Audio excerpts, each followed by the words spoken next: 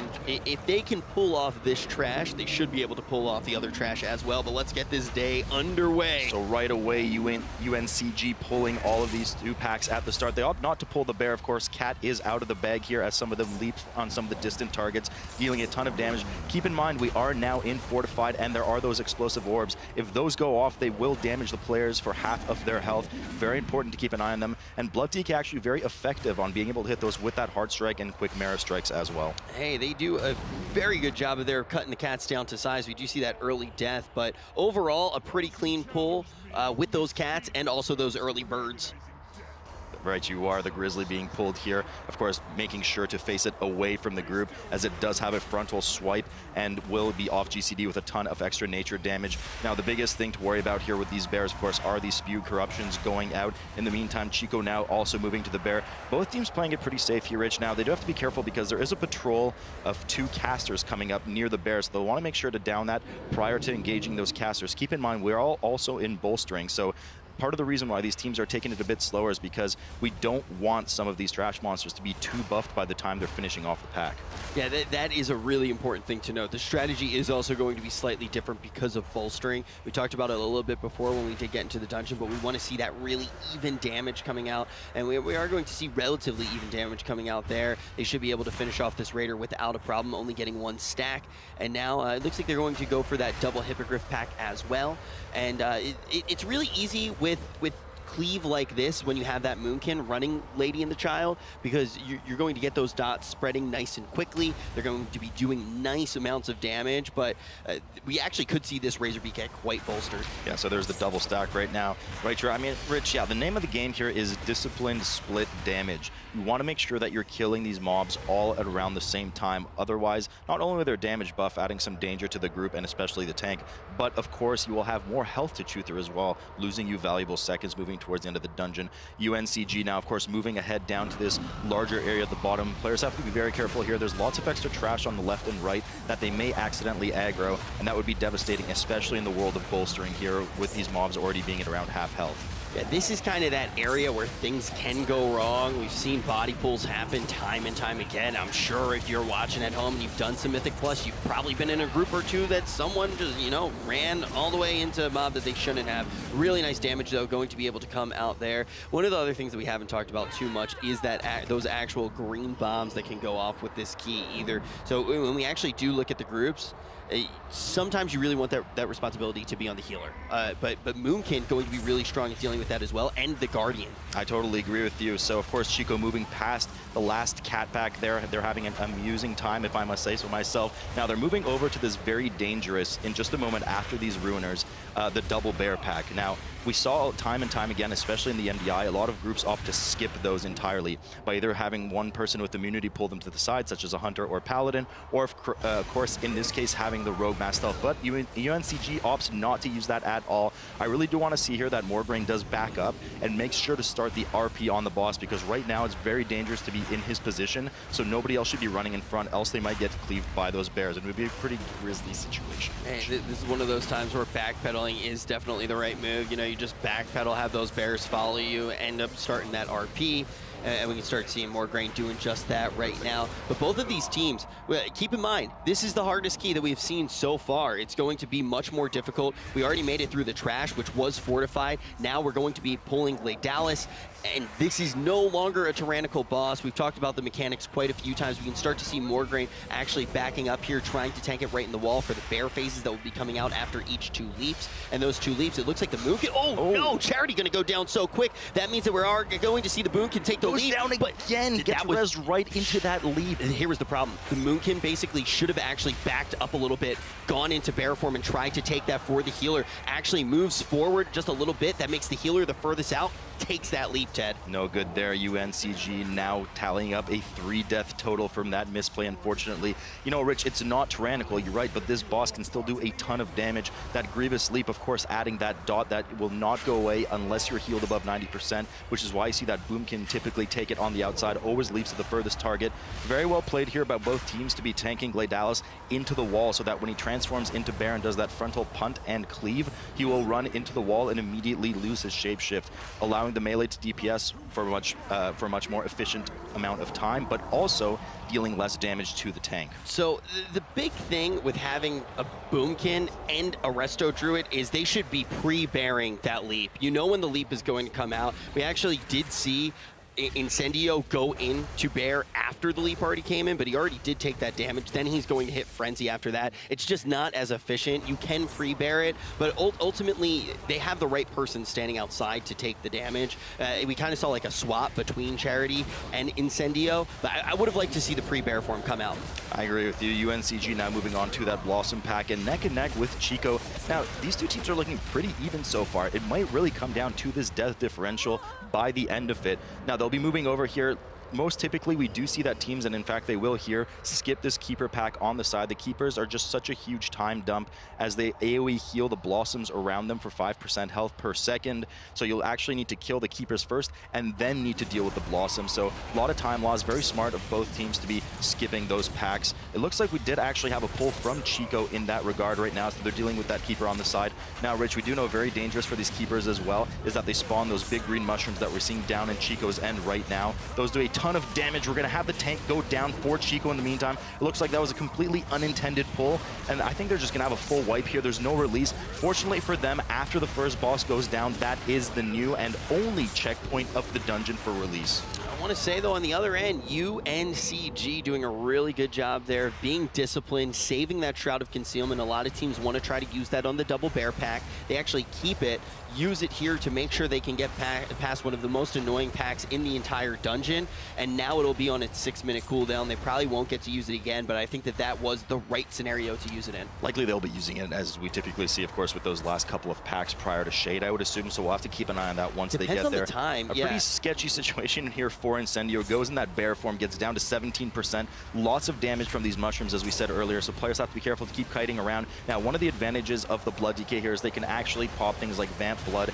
and Anti-Magic Shell in order to go help soak some of those mushrooms and allow some of the real estate to be recovered for the player so that they can move around more freely. Some explosives going up. It's handled well by UNCG, and in the meantime, Chico has now done a fairly large pull and LOS'd it into the house there. Now, important to note as well that explosives, Rich, can also be LOS. So you saw that they did not DPS the orb on the outside.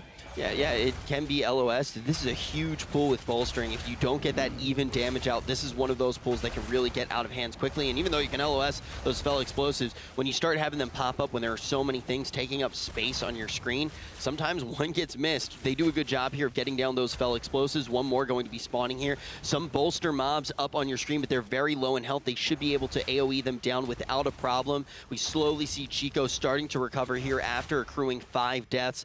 But UNCG is already moving right on over to this boss, dealing with some of those ooey gooeys right now. Yeah, the Dwellers, indeed, they're quite a pain to deal with. There's 5 of them in front of Oakheart, and of course, until you kill all 5, you will not have access to Oakheart himself. Now, particularly dangerous about them, outside of hitting the tank for a fair bit of damage, is they have a channeled eye cast, and if that cast does finish its channel, it will fear and nuke the player that it channels on. But during the channel itself, there's also a very heavy shadow dot component, so you need a lot of CC. We do see that cheat death proc over there from Swigneros, unfortunately, prior to engaging the rest of these Dwellers right now. Hey man, if you don't use it, you lose it. So one of those things, but we do like to see the players get value out of it, but now that is going to be on cooldown for quite some time, and going into this boss may be dangerous as well. You know, Rich, I don't agree with use it or lose it, because I used to comb my hair all the time, and now it's all gone. Now, of course, they're dealing with the last few mobs here on UNCG's part. They should have Solar Beam come back up if needed in a moment. They deal with them quite well, DPS them down effectively, and are getting ready to pull Oakheart in just a moment. I'm going to go out on a limb here and assume that it's not as dangerous. Now, they don't have a Paladin for Oakheart, of course, so they can't deal with those roots with freedom, but we do have a few Druids, although inefficient, that can shapeshift in and out. Although, Rich, on the non-tyrannical setting, I assume that they're just going to spawn some of these roots a bit closer and just have the tank pick them up and they'll DPS them down. You sound kind of stumped, though, there, Ted. I can actually provide some insight, though, as to why Oakheart is so ornery. I actually heard that Shade of Xavius added some soil to his garden, and the plot has really started to thicken. I do agree with that. No complaints at all on my side. Chico now getting ready to pull Okard himself as well with their RP. Now every 30 seconds, the tank will get grabbed with this crushing grip, doing a ton of sustained damage on the tank. Lots of healing needed there. DK is well built for that, of course, with their Vamp Blood, frequent use of Vamp Blood and AMS. Making sure to turn the boss well away as to make sure that that Nightmare Breath does not hit any of the player, as this boss does have a lot of junk in that trunk. Okard being caught up a bit by Chico right now. Even though they had their kind of mishap, you know, they're dealing a fair bit of single target damage as well. I think they actually undeniably have the worst composition for this particular boss, and when you actually look forward to the dungeon as well, Dresseron's going to be a little bit rougher for them than it is going to be for UNCG for some reasons we'll get to highlight when we actually do swing on over to that dragon. But you can see UNCG cutting this boss down to size. Okard should fall here. They're not having to put too much attention into those roots. They're just getting to focus down that boss. UNCG, of course, about to kill Okard here. Down he goes, and they are indeed yelling timber. They will be moving over now to those goos leading up to the Fury trash that leads up to Dresseron. Now, important about this trash, Rich, we know that, first of all, it's bolstering. There's a lot of these ads, so they have to DPS them equally. We've talked about that. But the Fury, very important here, especially on Fortified, to make sure that they move it to the side, and prior to it dying, getting some CC on it, making sure there's no ground effects, and running away and letting the range finish it off so that they don't have to deal with the 4 bursters that spawn, as it will not benefit their trash percent. And we'll have to see here if they do decide to do that. A key that we will notice before it even happens is where they pull it. They are starting to pull it away, which kind of gives us a hint that they're probably going to try to avoid those bursters. And also at the end, we'll start to see the melee rotate off, and we'll see the range actually focus it down to avoid the 4 that do pop out. I hope to see that from UNCG, but we do want to note that we actually do see Chico finally getting down good old Okard. So they're still relatively close, but as you mentioned, they are still 2 deaths behind in this race. And the question is, will they be able to make up the time on Dresseron? Because we already know rogues shine on this fight. Right, you are, with pulling those extra whelplings. We'll have to see if UNCG does just that. Now, I do want to note about where they killed their Fury. They did it well, but the problem is, if they have a wipe here right now, and hopefully they don't, they put it right in the middle of the path returning their run back, which would lead to a situation where they would then have to deal with those 4 bursters, which have now actually transformed into Furies with their metamorphosized. So they should have pulled it to the side and then safely could have come back as just a precautionary measure, but hopefully they just don't run into that problem. We'll have to keep an eye. Chico well dealing with their first Fury as well. Only 1 trash back behind. Charity getting quite low here. Once these mobs die, they do actually explode on the ground. So if you're standing on top of their corpse, it's a fair bit of damage. That is 1 big whelpling right now from all that bolstering. It might as well be Dresseron himself at the moment. They'll have to spend a ton of time DPSing it, which is okay right now because that Fury is still patrolling in front of them, and that is one that they will not want to pull. Yeah, you can see the visual indication on your screen about how big it is, but Chico going to have a full team wipe potentially here. There it is. Peach Pie is going to go down as well, and this is going to widen the gap. UNCG, excuse me, is going to be able to pull Dresseron here, while Chico needs to recover, get that mass res up off the back of Peach Pies. But let's put our attention onto Dresseron. You already alluded to it. The idea that the Rogue is really going to excel if they manage to pull these extra mobs here. So actually going into those eggs, getting some extra dragons, and going to use that Shuriken Storm to amass a huge amount of combo points. It seems like pad damage when you hear that, but the main thing that's going to happen is every time that Shuriken Storm hits, going to get 5 combo points to the Rogue, and can use all of that for finishers right onto Dresseron. So a lot of that damage that is coming out here from the Rogue on UNCG is going to be single target damage and effective single target damage. UNCG, of course, we do have to focus on the abilities of the boss as well. Swignars, they're getting chunked by the breath, one of the 3 main abilities on the boss. Has to make sure to move away. The Cave-In that you just saw on your screen right now as well, something that they'll have to watch out for, as it does a huge amount of damage to the party, but then also leaves residual damage and area denial on the ground. Most importantly, though, as you can see the players well grouping up under the boss, is he will push them away with wins at an increasing pace from the center of his hitbox. So if players get pushed too far, of course, they will accidentally pull some of these eggs. Although they're doing it on purpose too, the last thing you want is one of your DPS to be way too far and the tank not able to pick it up. Dresseron going down here to 20%. They should have him down in a moment and he'll become Dresser off. One of the big things as well, you talk about pulling those additional whelps, and you can see they're not even opting into doing it to get the rogue the extra damage here. They know that they just need to play it safe at this point. They are so far ahead. They're going to be able to get this boss down, while Chico is going to have it at around 30%. But the thing is Chico has just so many more deaths here. They've already amassed 11 of them, and now UNCG. The question that I want to ask you, Sloot, has it been enough time? Do you think we'll actually get to see this Shroud of Concealment come out potentially on the last pack before Xavier? I think so, I think. We'll be seeing it in a moment. I mean, look, they have to clear some of this trash, but I presume with the 4 packs that are down here, they'll be killing the first 3 and then opting to Shroud past the last one, so we'll have to keep an eye on, but certainly advantage right now outside of their lead over Chico. UNCG also has that Shroud at their disposal that they can use. Dresseron now going down for Chico as well. They'll be rushing downstairs in just a moment to get into that log and start that Shade trash in just a moment. We're seeing some really sloppy play here on UNCG's side. 2 deaths right away. Try to get the battle res up, get it up again on Charity, but it seems that a lot of the DPS has wiped at the moment, opting not to use that battle res. They're just going to wipe it up and try to get that res up so they don't have that really punishing run back. And what did we talk about, Rich? They probably can't even run back safely because of the Furies that they left in their path. It looks like Charity is going to be able to get up here, and this is going to be really good because we can actually see a big res coming out. Needs to make sure to get away from that pack as well. And the big pull coming in from Chico, Rich, is what I was alluding to there. They have to be careful as well, of course, with that bolstering. Morgraine getting quite low there, of course. The Purgatory not available as they call the wipe here. So you have to be really careful, and some of these packs can hit the tank quite hard if some of these Shadow Bolts, as you see on your screen, are not interrupted. Can chunk really big, huge damage coming in on both Druids on UNCG's. Like Chico is wiping right now on this trash. Trouble too. Yeah, we do see the bear gets pulled back up, but it looks like UNCG, even with that white or the mild deaths that Chico has experienced here on this trash, UNCG kind of squandered their lead out of nowhere. Luckily for them, a few factors going into this fight. They only need to do about 2 more of these packs. And the thing is the Rogue actually still does have his cheat death available during Xavius. Morgraine obviously isn't going to have the Purgatory, but they have some of those get-out-of-jail-free cards on the bolt. Shouldn't be as much of a concern, honestly, for the tank on Shade of Xavius. Exactly. Usually the danger comes on the players with those Nightmare Bolts.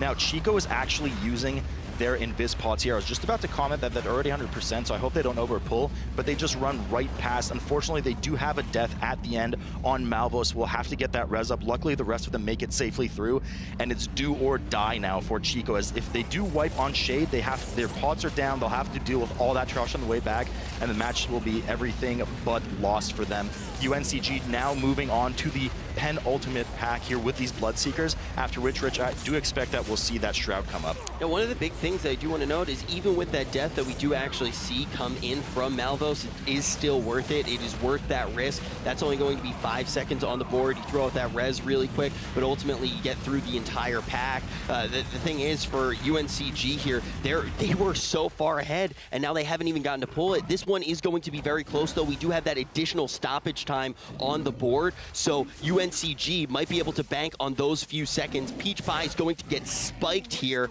and we should just remind everyone of the mechanics that Shade of Xavius actually does have. Right, of course, we have those Nightmare Bolts going out, doing a ton of damage to a player, adding an area of pacification around that you will need a buddy to come in and help you at 50%, as we just saw on Chico's side. Huge damage goes out on the group, and we will see Cavens coming down. If players stand in these pink swirlies, they will take a bunch of damage, but the boss as well will also get buffed by 5% damage, stacking up to 10 times should they be in there. Have to watch out as well for this growing paranoia coming out, which if any player steps into that corrupted zone, you will nuke and fear the player away that is currently afflicted with it. Meanwhile, we do have a Dispel responsible from the healer, and of course a heavy dot channel that must be healed through. And of course, with those increasing stacks, it could do a ton of damage. But as you said, Rich, Chico has to win by at least 30 seconds because of that 6 death differential. Shade of Xavius at 50% now on UNCG side. This is going to be a really close one. He's so down to the wire here. Chico should be able to cut down Xavius in no time. We see Peach Pie's getting yo-yo just a little bit here, but Peach Pie should be able to stabilize as Shade of Xavius only has 5% health. The question is, UNCG has already made it through that 50% threshold. They have already taken the damage. They are all healthy. It looks like they should be able to close this one out in time. Under 30 seconds to finish this off. Otherwise, they will be losing this first match. All eyes on them. Goes down. Oh man, they have 20 seconds, 19-18 as they go down. It's going to be a close one, Edge. It is going to be close. You can see the loot has already gone out for Chico, but UNCG is still working on Shade of Xavius. They only have 10% left. Nothing can stop them. If they can do this in just 3 seconds here, they will be able to take it. 5% left. But I don't think they're going to manage so it. Close. Ultimately, they were so far ahead the entirety of that fight. It comes down to that death differential for just a second there. 5 seconds trailing behind Chico, the team that was so far behind the entire match, but those mistakes coming out from UNCG going to cost them. The first game's also the most important in so many ways. The loser will get to pick the next map, but the advantage does go to whoever won the first time, because then they having that rogue as well, you know, that rogue could provide a huge advantage with that mass stealth. So we'll have to see just how much of this trash they do end up killing. To echo what you're saying as well, I think this is probably the most front-loaded dungeon in Legion. The main thing is if you can get to that first boss, none of the runbacks are going to be that punishing after you actually do down it. The trash gets a lot easier. The one trash pack that can get really scary is that spider mini boss, essentially, with bolstering. That one is really nasty in particular. I think that's going to be a big moment. But as you already alluded to, this trash is quite scary as well. And one of the guys that is scary is going to be this first mini boss coming up right now. Yeah, Dualzak is, you have to be careful with him. He usually fights on the side until you kind of pass a certain point in the hall, which is why you saw the Blood DK run up and then back up right away once they triggered the event for Dualzak to come and aggro them. Now, of course, because of the sheer health and danger of this mob, especially on Fortified, they're opting not to pull anything else with it. They don't want to accidentally bolster it. They just want to make sure they get it safely out of the way and move on. Chico looks like they'll be doing the same. There is an explosive orb that does go off on their side. Luckily, no deaths, though. And now they will be pulling this next pack here. And one thing to note as well, that we are going to start seeing a lot of those green orbs coming out. They still do give you that haste buff, but one of the tuning passes was they do way more damage. So I don't expect to see any players actually stand in there. We can see, though, the Moonkin going to run in with that YOLO, and the damage coming in on the Warrior there, just absolutely huge. Need to deal with that Fell Explosive. They managed to take it out without a problem. Warrior sitting inside of this, trying to get out as much damage as possible. It is going to be the Moonkin, though, that lights up the meters there. Being a little bit risky, actually going into that green orb. Yeah. You know, I think there's a bit of miscommunication there because the tank just sat in there, tanked them, dealt the damage, tank getting the buff. They can survive that, but the DPS was getting a bit scared, both the Feral Druid and the Warrior dipping in and out of that orb. So lost a bit of effective DPS uptime. They have to do a better job positioning the mobs near the edge of the green. So to make sure that, you know, if the DPS want to move out or if they want to move in, they have the option without losing uptime. Now, very important here for this Dread Hunter. He does have a frontal Shadow Slash that will punt you, so players have to make sure not to be in front. The tank can actually avoid that too, because once the channel cast starts, you can just move away from it until it hits and then run back in. Most importantly, though, interrupting that AoE fear, which they do very well here. They're doing a really great job with this trash, though, overall. I think the main miscommunications that we were seeing, though, was standing inside of that Fell Orb. If they do that again, it could easily result in a wipe, but they're almost through kind of this phase of trash. You kind of wrap yourself around here in Cathedral, and then you actually start to move up to deal with some of that flower trash, basically, leading up to Agronox. We do actually see a full team wipe come over from Chico, so they'll be having to run it over down the hall. Just emphasizing just how dangerous this trash is, and just blink of an eye, people can go down. There's a few patrols you have to be careful of. You don't want to get too close to the edge of the balcony. There's a few Dreadwings there that can join the fight, and you don't want that at all. There's a bunch of frontals coming in from all of these demons. There's a frontal slash from some of the mobs. Just tons of damage going out all over the place. And the thing is this was UNCG's wild card, so we expect to see them thrive on this map. They're going to have a death come in right now. We have to see if this is going to be an isolated incident or the Boomkin will go down. This is going to be a full team wipe here as well, so even with their pick, it is going to be that risky. Chico has their team wipe coming in very early on. Now UNCG going to see one as well. These teams are about neck and neck. There's going to be 4% of trash dividing them, and slowly UNCG should be able to inch ahead here. But that team wipe really going to be the equalizer in this match. I think part of the issue there on UNCG's part is that they aggroed the patrol that came in as well. So the pack that we're working on was already so low, then joined by that extra patrol at max HP, extra damage, a few bolsters went out, and that's all she wrote for UNCG. Chico now well handling the pack that UNCG just wiped to. Being careful here, making sure not to be in the green. Hopefully somebody tags that orb that was really close to going off. They'll be able to deal with this well and move on to that Fell Puppy pack coming up. Big thing is if you get a body pull, in this dungeon, when you have that bolstering affix, like you've already alluded to, the bolstering is going to make it nearly impossible to deal with, but also having more packs means more fell explosions, so you have to be dealing with that as well, so you start to split the attention of the DPS, because maybe the healer or the tank won't be able to deal with it by themselves. All of a sudden, you're getting less effective damage on the bolstered mobs. They're going to be able to take the tank down. That's kind of the give and take that happens a lot of times in dungeons with this affix. You can actually see the aspect of the turtle coming out here from the hunter as he starts to get that effective damage out. Do you see any changes, though, coming with the Fel Orb now? Are they standing out of it less? Yeah, I mean, they seem to do a pretty good job there moving out right away. I mean, you know, we have those devastating sweeps coming in from some of these mobs. It just does so much damage. Now they're moving on to this last kind of collective pack of a ton of dangerous mobs. Lots of interrupts needed here. Lots of AoE damage going to be going out on the group. That Invader having, of course, that frontal line that can clip any player. And we also, I believe, have a Fellbringer in there. Yes, we do on the side. Those have those sweeps in front of them that are absolutely devastating to players. And as it's aptly noted, devastating swipe. Unfortunately, Peach Pies, as I was saying that, Peach Pies gets clipped by that swipe, having to use a battle res right away, getting them up. Don't want to be without your healer for the rest of this dangerous trash. Luckily, they do manage to hang on and go. In the meantime, UNCG working on a similar pack. You can actually see Snake Boy staying inside of that orb for quite some time, trying to get out all of those brutal slashes as quickly as possible, then shimmying out, going back in when it's time to AoE again. Now Chico going to finally be done with that first kind of phase of trash, and they're going to get to start actually moving up here. We can see Chico diving into one of these little rooms. I don't know what the purpose of them really are. I believe they're a bathroom. They're community bathroom, if I'm not mistaken. Yeah, it's like a spa room or something, just filled up with demons. They're going to dip in here, try to get some extra percentage. So Chico does, you do have to deal with this trash pack. They didn't just pull it for fun on the side. They just opted to do it in the room because fighting on the stairs like UNCG is not a lot of area to move around in there, especially with all the frontals going out, the green orb going down. And it's a bit tough to deal with some of those orbs that do come up as well. One more does pop up there. They do well to deal with it. And now, Rich, we're moving up to that dreaded flower trash leading up to Agronox. This trash is really difficult, but it's one of those times where you basically have a trash pack that really does mirror a mechanic that you're about to experience. So you get that free practice before you actually do practice Agronox, and a lot of that is going to be the way that these flowers actually do interact with you. But because of the amount of space that you need to have between these mobs, it's very easy to get a bolster going on here. Yeah, I do like what UNCG is doing here. They do pull the maiden away, the mistress away, of course, from the flowers that are fixated on people.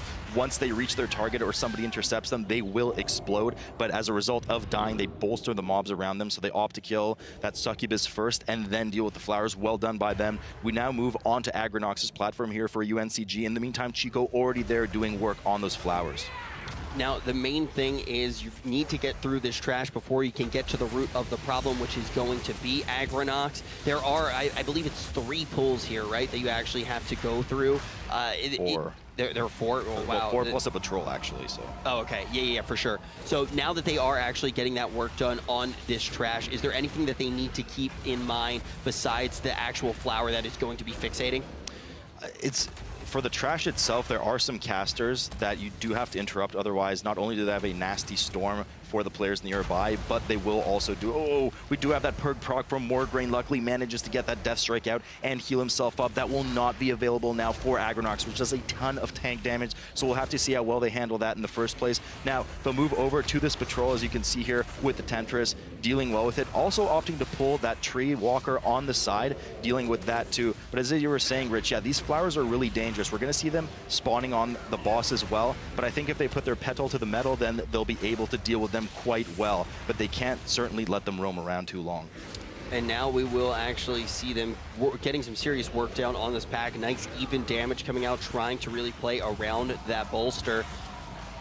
I was just going to say that Chico's getting ready to pull already. They're already done with that trash, so they aggro Agronox right off the bat. Now, very dangerous, this boss. He does have 2 phases where he will spawn 5 of those fixating flowers that, if they reach players, as we said, they will explode for a ton of damage. Of course, those do not bolster the boss. That would be largely unfair and very mean of Blizzard.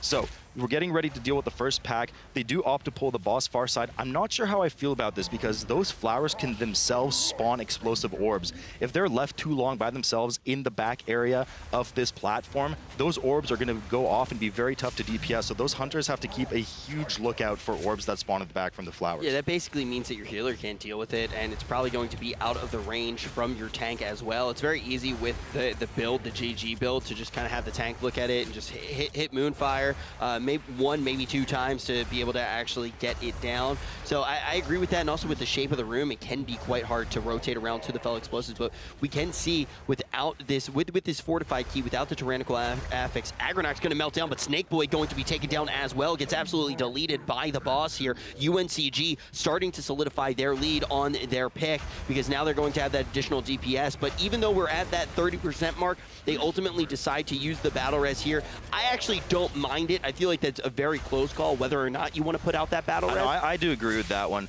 Now, of course, there is a separate flower that spawns on this fight, that Succulent Lasher that spawns from the boss. Those hit the tank extremely hard and also do an AoE Poison Nova that any player hit by it will basically get killed. I mean, it's a huge amount of damage coming out here. Low health here from UNCG. Luckily, they do hang on. This boss does have an increasing dot on the raid, so we did see the 3-stack there, barely holding on, but they, much to their relief, they do manage to kill the boss, and I would assume they will skip most of this trash leading up to the stairwell. Usually, we don't see this pulled leading up to the imps and, of course, the books for the next boss. I actually have a question for you about the Succulent Lasher and how it actually does aggro, just from a weird thing that I noticed the other day. We were actually, it's Necrotic on live right now, so I went ahead and, went ahead and tried to help the tank reset, go into bear form and give it a taunt. The Succulent Lasher actually, I think, stayed permanently aggroed onto me. Does it just fixate on whoever it has threat when it comes out? To my knowledge, it should just have a normal threat table like other mobs, but I've never been in a situation where somebody other than the tank had the tank hit something. I was just interested about that, but now we are actually going to see both of these teams starting to move up to that book boss. The trash here, I think, actually gets a little bit less scary for the most part. It can still be a threat. I mean, if you leave those books unattended, that's where it can tend to get out of control. You know, on the flip side, I'm not really sure I agree. We see Chico already working on the packs. The danger here is scare of body pulling, and there's just so much trash in one of these packs that if there's a ton of orb maintenance for the explosives. If they miss an orb, it's absolutely devastating. Luckily, Chico does manage to do well with it. Unfortunately, Ahmed does get hit by one of the frontals from this kind of mini-boss roaming around in the area, so he'll have to keep an eye on that, make sure he doesn't get hit again. The biggest danger with this mini-boss, of course, is he will cast an AoE Disorient followed by a heavy Shadow Channel. We do have some deaths going on for Chico. I was just mentioning how dangerous it is right here. I'm not sure at this point if they should release and try to rejoin because it is sustainable to DPS this guy for a while. They opt to just stack together and eat the damage and try to get that res off and restart. Yeah, they just drop that pylon and do just that. One of the big things when you talk about the orb management that's actually nice about this room, if you tank the mobs around the corner, you can just LOS some of those fel orbs if it does become a problem, if you get too many. Some big pulls going to come out here onto these imps. This can be one of those pulls that we're talking about that is really hard with those fel orbs. Big damage going to come out. We see the shockwave. We see the beam as well. Controlling these mobs very well, but still, Bolster is going to come into effect here. Are they going to be able to get these down without a problem? You can just see these demons getting bolstered all the way up. We do see Morgraine run out as these mobs are dealing a ton of damage with all those bolster stacks. Of course, nothing but brown on that damage meter where you're doing mass AoE damage there. This is going to get really messy, though. All these books getting dropped have to be DPS. The tank running around for their lives. If those books get some of their casts off, they will transform into larger Arcane Golems. Swigswog does go down now. Morgraine running for their life. We do get one of these horror spawn. These have a ton of health. Huge amount of time loss right now. In the meantime, Chico doing well to clean up the trash after their prior wipe. See, traditionally, I always think of this dungeon as being super front-loaded, and I feel like after you get through that first boss, you can take a deep breath, but here we are seeing, if you sleep on this trash, it is going to go bad very quickly. The books are always kind of that threat. I mean, you have a large amount of control on them as a player and what's actually going to happen, but the most dangerous mob, it's really punishing if you can't handle those books the right way. We could see just how long it actually took to take down that Har. Now at UNCG, going to be pulling this mini-boss, which Chico has already started to work on themselves. For the second time, might I add, it's the one, Gazerax was the one that actually wiped them prior. Chico looks like they will be able to down him this time quite successfully. UNCG doing well to turn around and make sure that they heal up all of this AoE damage going out. Advantage here, of course, to the Blood DK with that consumption, providing everybody with that 20% leech for 15 seconds in some of these heavier AoE phases. And now Chico does have access to Thrash Bite, the second boss of the dungeon. And we already started to allude to some of the compositions really shining on Thrash Bite in particular. One of the big mechanics that is going to come out with this boss, you can already see that first one coming out. You need to make sure that you are standing out of that area as to not take damage. But we are going to see Thrash Bite actually target one of these players here after this little swirly goes around the outside, and that player is going to get charged by him. Now, typically, if you don't have an immunity, we can actually see it right now. If you don't have an immunity, you're going to go behind one of those bookshelves, and he'll knock down the bookshelf and will actually spawn some of those really punishing mobs that we talked about, those book mobs that we talked about. But bringing that hunter there, they're able to go into the aspect of the turtle, use that immunity. They don't get that extra mob. They get more damage out, and that was one of the reasons I think the hunter pick was really strong. I agree. Random number generation in their favor for that pick. Now, this pull is really scary usually, especially with not only bolstering, but explosive. And this is exactly what I was going to comment on, and they do it very well. It's very smart to pull these and LOS them around the corner, because not only can they drop orbs in the distance, which you can then LOS and not take damage from, but a lot of these mobs are casters, so you want to make sure that they huddle around the corner so that you can DPS them equally for that bolstering. So well done by Chico here. It looks like UNCG will be doing the same thing. Of course, they do have the advantage of that AoE creep in the meantime as well. I want to say as well, this was UNCG's pick, so keep your eyes on them as we really have started to get far into this dungeon. We're going to see the Death Knight take massive amounts of damage here, and that Fell Explosive gets tagged very late, but they are able to get it down. Purgatory is in that back pocket now, so Morgraine does have kind of that extra line of defense just in case things do go wrong, but UNCG just slightly ahead in this, even though it doesn't look it on your screen. They have less deaths here, and we expect them to be super rehearsed on this map after picking it. I totally agree with you. UNCG now heading upstairs to the spider area. Chico as well. They will be interrupting these spider mobs from surfing the World Wide Web. They will be pulling some of them. Now, we do have to be careful because there are a couple of spiders on the side here that UNCG has now just picked up. Very, very easy to accidentally pull one of these on the side while dealing with these bigger mobs and add a stack of bolstering that you really don't want. So it's going to be really important to see how they pull this. Likely they'll do most of the trash prior to aggroing the Spider Queen there in the corner. So they do pull the more dangerous mobs now on the bridge. Meanwhile, Chico dealing with the remaining, with those same mobs as well in the bottom. Charity gets brought down though, and we actually see the Fell Explosive get dealt with just in the nick of time. Battle Res going to have to come out here. You already alluded to these mobs being particularly dangerous. We may even see it resulting in a full team wipe here for UNCG. They lose Charity yet again with no healer, just 3 DPS and the tank. I cannot see this one going well. And once they get done with this slew, the big thing that I was talking about is the actual Spider Queen that they have to deal with. She has 3 of those tiny adds on bolstering. I know as a Boomkin, for example, it can be really hard not to get that damage out and triple bolster her. Right, so you are. She did used to work as a web designer, but now is in charge of DPSing and killing any players in this dungeon. Yeah. Full team wipe coming up here from UNCG. Everything just so dangerous. We did see some of those small spiders join them in the end. Chico much better handling this and now dealing with that Spider Queen as well. Now, the problem with her is that she continues to spawn triplets of these small spiders, which if killed, Rich, we do know bolster. So it's very important that they're disciplined and single target her down and then deal with the spiders at the end. The problem with that, of course, is not only are we unfortified, the spiders do a ton of damage to the tank, adding up to a 5 stack of poison on them. Looks like some trouble again here for UNCG. Yeah, the big thing is like you mentioned, you don't want to have any of that cleave damage going out, because the second you do, the spiders are really easy to get down, so it's just so many stacks of bolster. Chico, though, doing a really good job here, even though this was UNCG's pick. And all of a sudden, UNCG might just, this might just be it for them. This could be that moment where we see Chico pulling far ahead, but as you mentioned, Death going to come out for Chico as well, trying to actually get our eyes on them to see where exactly they are. We can see they are still on that staircase. They may even be able to deal with these mobs. If not, it's going to be that full team wipe. Let's see if they're able to run back in time. UNCG still I think that team wipe actually was on purpose. We saw this done a lot as well in the MDI, yeah, so they don't have to deal with the residual spotters. They'll make up the remaining 5% on some of those bats after the third boss. I think that's what their plan is, so they'll have to eat that 25 seconds worth of death penalty, but also the res, some of the run back if needed, etc. Swig Swat going down again on UNCG's part. Luckily, they do have the Spider Queen down to around half health. We'll have to keep an eye on the other teams. We can see that poison stacking up on the Blood Death Knight. It's already at a 5 stack. Tons of healing needed on them.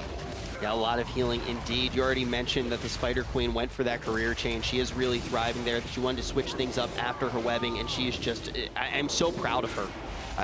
right you are. Charity doing well to stay up this time. Of course, lots of donations came into Charity to make sure that he does not go down on this trash again. Morgren getting so low here. We don't have that perk proc. Luckily, he actually does go down completely at the moment. Spider Queen is not down yet. If they can manage to kill her, then they'll deal in a similar situation and go wipe on the other side safely. She does go down. A lot of those explosives wipe the rest of the group, but at least they get that mini boss down. In the meantime now, of course, we do have Chico working on the third boss, Domitrax. And Domitrax, the big thing that you're going to note is that shield in the middle of the room. We're going to see a cast coming off of Domitrax, but you can't just hang out in there. It's actually going to get smaller and reduce the amount of damage that you're actually able to put out, but they need to duck in there during this chaotic energy. So we'll see the players rotate in there now. Just dip in, wait for chaotic energy to come off, and then come out and start DPSing the boss. But in the meantime, they also need to pay attention to the ads. Yeah, so the portals do spawn at 90%, spawning small imps, and of course the more dangerous one here, as we just see, spawn at 50%,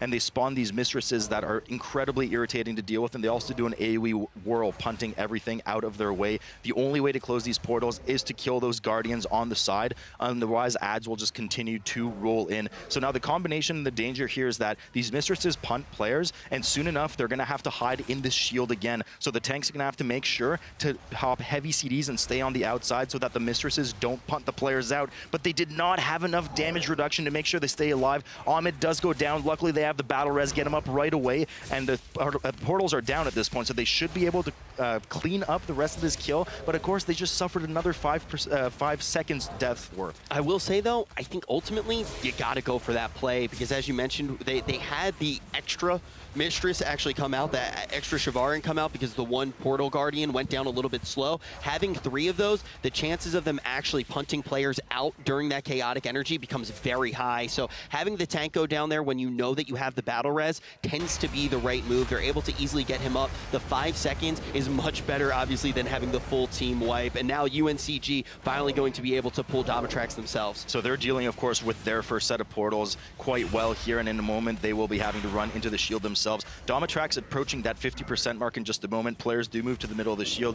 Usually it's a bit better to try and pull the boss close to the shield so that you could at least do a bit of DPS and only hide at the last second that you need. Unfortunately, in this situation, Melee did have to run all the way across the map, including the tank, hide in, and then go back. Nonetheless, the Mistress portals do spawn now. We're going to have to see how they handle this. Blood DK is once again well built for that huge hit coming up. Should be able to vamp Blood AMS and keep the Mistresses outside to the safety of the players in the shield. And you were talking about the fact that you lose a lot of effective uptime as a melee DPS due to the placement of the boss. The same thing can actually happen with those Portal Guardians. Luckily, this time around, Domitrax relatively close to one of them. Still goes down kind of slow. Quite a few Shivar. They're going to actually try to make sure they are on that outside of the room. Everyone is able to duck in during that chaotic energy. Very clean here from UNCG, even after that phase. And of course now, Rich, Chico already working on the last boss, Mephistroth. There's only one small trash pack to deal with between these two bosses. The bats that come down, you can see some of them flying ever so lovely out the window there. Now, notable on Mephistroth here, he does have a huge frontal. He will spawn these spires on the side, these huge green areas. You want to make sure you're out of those. Does a ton of cleave damage to the players, but the most important part of this fight is this second phase. Our friend Illidan will jump in the middle of the room whilst trying to find the real Mephistroth amongst all these images. The tank, usually, is the one responsible for taking the Aegis and making sure that the phase itself doesn't take ages to complete. By doing that, they have to protect these purple balls from hitting Illidan. Every ball that connects with Illidan will extend the duration of this phase. Oh, trust me, I know that all too well. I did see your run the other day. It was unfortunate. Hey, man, I clutched up on the boomkin with that shield, but we can see right now, basically every ball that is going to connect there, as you said, will extend the time. But the other thing that happens as well is more of these images start to appear more quickly, so it actually gets that much harder to deal with it. All of a sudden, 3 seconds will keep getting added, and the damage really does increase as well. But Chico, out of this phase now, gets to really attempt to burn Mephistroth here, and we are going to see Chico. They're even in the amount of deaths that they have. So all of a sudden, Chico is in front, even though it wasn't their map pick. They're looking to close this one out. Yeah, they should be able to. Now, Mephistroth usually starts at around 60 energy at the beginning of the fight, leading to a shorter phase 1. The chances of him going into another transition phase here, as when he comes out, starts at 0 energy, are very low. So Chico, as long as they keep it clean, should be able to wrap this up and take this series in a moment. Meanwhile, UNCG doing well to get to their first transition phase as well. Mephistroth now down at 15%, and I think it's going to look like a pretty comfortable win here in the end for Chico. You know, relatively close, but you got to give it up for Chico. The curveball was thrown at them, and they deal with it masterfully. Mephistroth going to go down here in just 2%. We can see the damage coming in right now. No more intermediary phases. They are just going to get nothing but loot. I mean, you know, a bit sloppy on both sides for sure. I mean, 20 deaths. 20 deaths on either part. It's Cathedral, though. I really can't blame a team for having deaths. There's so many tricky pulls. There's so many tricky pulls. I mean, you talk about the boss mechanics. They can be very punishing, but also when you have those weird decisions that you have to make, not only like the one that we saw where it's like, okay, it's actually the right move for the tank to go down here. There are moments like that where it's like, okay, there's all this trash. Let's go for the full team wipe. Yes, that's 25 seconds, but that's easier than dealing with this bolster trash. We don't need to overkill this trash. We actually saw both of these teams, regardless. Now, Shaheen, I believe, was running that sigil change, so advantage to them there. But let's see what they're going to do here starting off the dungeon. Likely they're going to have that double trash pack pull that we're seeing from the other groups, opting not to pull the bears, though, of course. We don't want the bolstering on that bear. Yeah, the bolstering on the bears can be terrible coming off the wings of those early birds. We see a very bolstered kitty cat, though. If this thing leaps, it could get out of control. They're able to get it down just in the nick of time, and for safety, we are going to see the Boomkin go ahead and just tag up that orb, getting that fell explosive out of the equation, even though they potentially could have lined it, but now pulling the grizzly bear. Right, you are. Cal having some troubles with these cats already. Catastrophic results coming in. We do have balance go down off the bat, meaning that we do have CD on that cheat death as well. 2 deaths already on the board for Cal. It just shows how a mismanaged bolstering can really get out of hand right now. You see Irvine doing well to move past that first bear and onto the Hippogriff pack. They do combine it with the double ruiners that do patrol this area at the moment. Huge Sigil of Silence coming up from Shakib, right now, making sure that they don't get their cast off, linking very well into that beam. But we do have 2 deaths go down from that Hippogriff charge as well.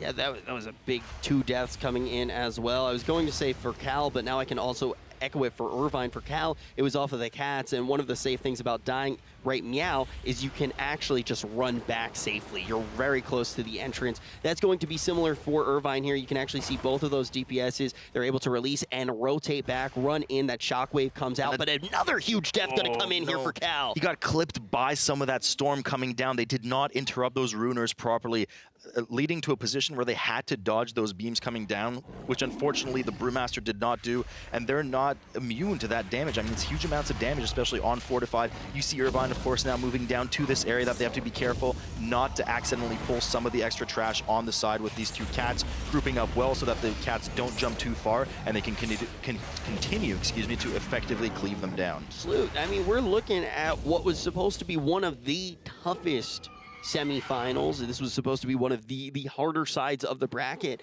and it's looking much sloppier than what we saw out of the other semifinal. We're already going to see 2 deaths coming in for UC Irvine, 3 coming in on the side of Cal, and now UC Irvine going to have this big pull here. We'll have to see if they can get by this without a problem, but after that, we already know how deadly the double bears can be. Yeah, I mean, definitely some mismanagement with the orbs too. Cal already falling a bit behind, and they have that extra death on the counter too. So we're going to have to see here. Both teams do have Rogue and access to Mass Stealth, and that looks exactly like what UC Irvine is doing here. They do opt not to deal with that Grizzly pack. It could be pretty unbearable results if they do. They will trigger that RP on the side and get ready momentarily to pull Gladealis, whilst in the meantime, Cal is only now working towards getting down the path to the bears, but they still have that Ruiner / Poisoner pack as well. The big thing with UC Irvine is we've seen them just be so fast that even when they are sloppy, they kind of recover seconds. But when we look at their mechanics on bosses, they tend to be flawless. So the main mechanics that they need to be looking out here, you can make... You know what I'm going to say. Yeah, I know exactly what you're going to say. It took them a while to find the boss. No, I'm just saying. Yeah, you know what? I take that one back because there was that one mistake that actually happened in the Shell game that we cannot forgive them forever. Rich, I'm not just saying, man. I'm super saying, all right?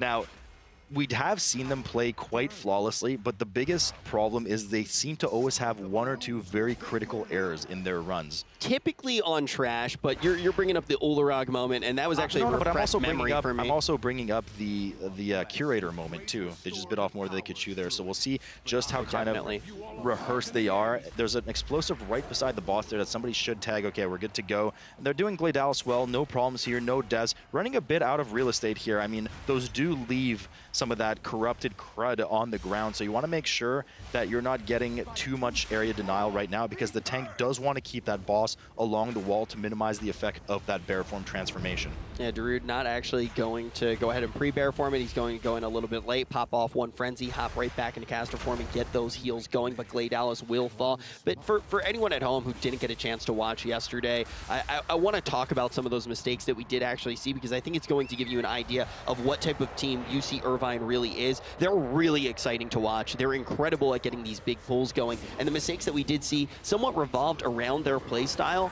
but I can't necessarily flaw them for it because it's where they pick up so much of their speed. The Curator mistake that Sloot was talking about actually involved them getting a damage buff off of one of the ads, a 100% damage buff, and then deciding to pull all of the trash inside of the room with Curator alongside the boss, and they attempted to just bring down all the trash and get working on the boss, and it did almost work, but it was just such a crazy feat to even be going for in a tournament. Then the other mistake, this was the bad one, actually did happen with Ularag in that shell game phase. Right, you are, but of course we should be focusing on this match as much as we do love those mistakes and talking about them as well. You see Irvine moving over to the side, opting to skip the pack with the Keeper and doing the typical house pull that we see, a slightly bigger pull here where they will LOS not only the mob so that they can run in, but also LOS any orbs on the outside or inside, depending where they spawn. Luckily, they do tag the mobs on the outside, having the orbs, the explosive orbs, of course, spawn close to them. Cal, in the meantime, only now getting Gladealis down. However, part of why they've fallen behind at this point is they actually opted to kill that double bear pack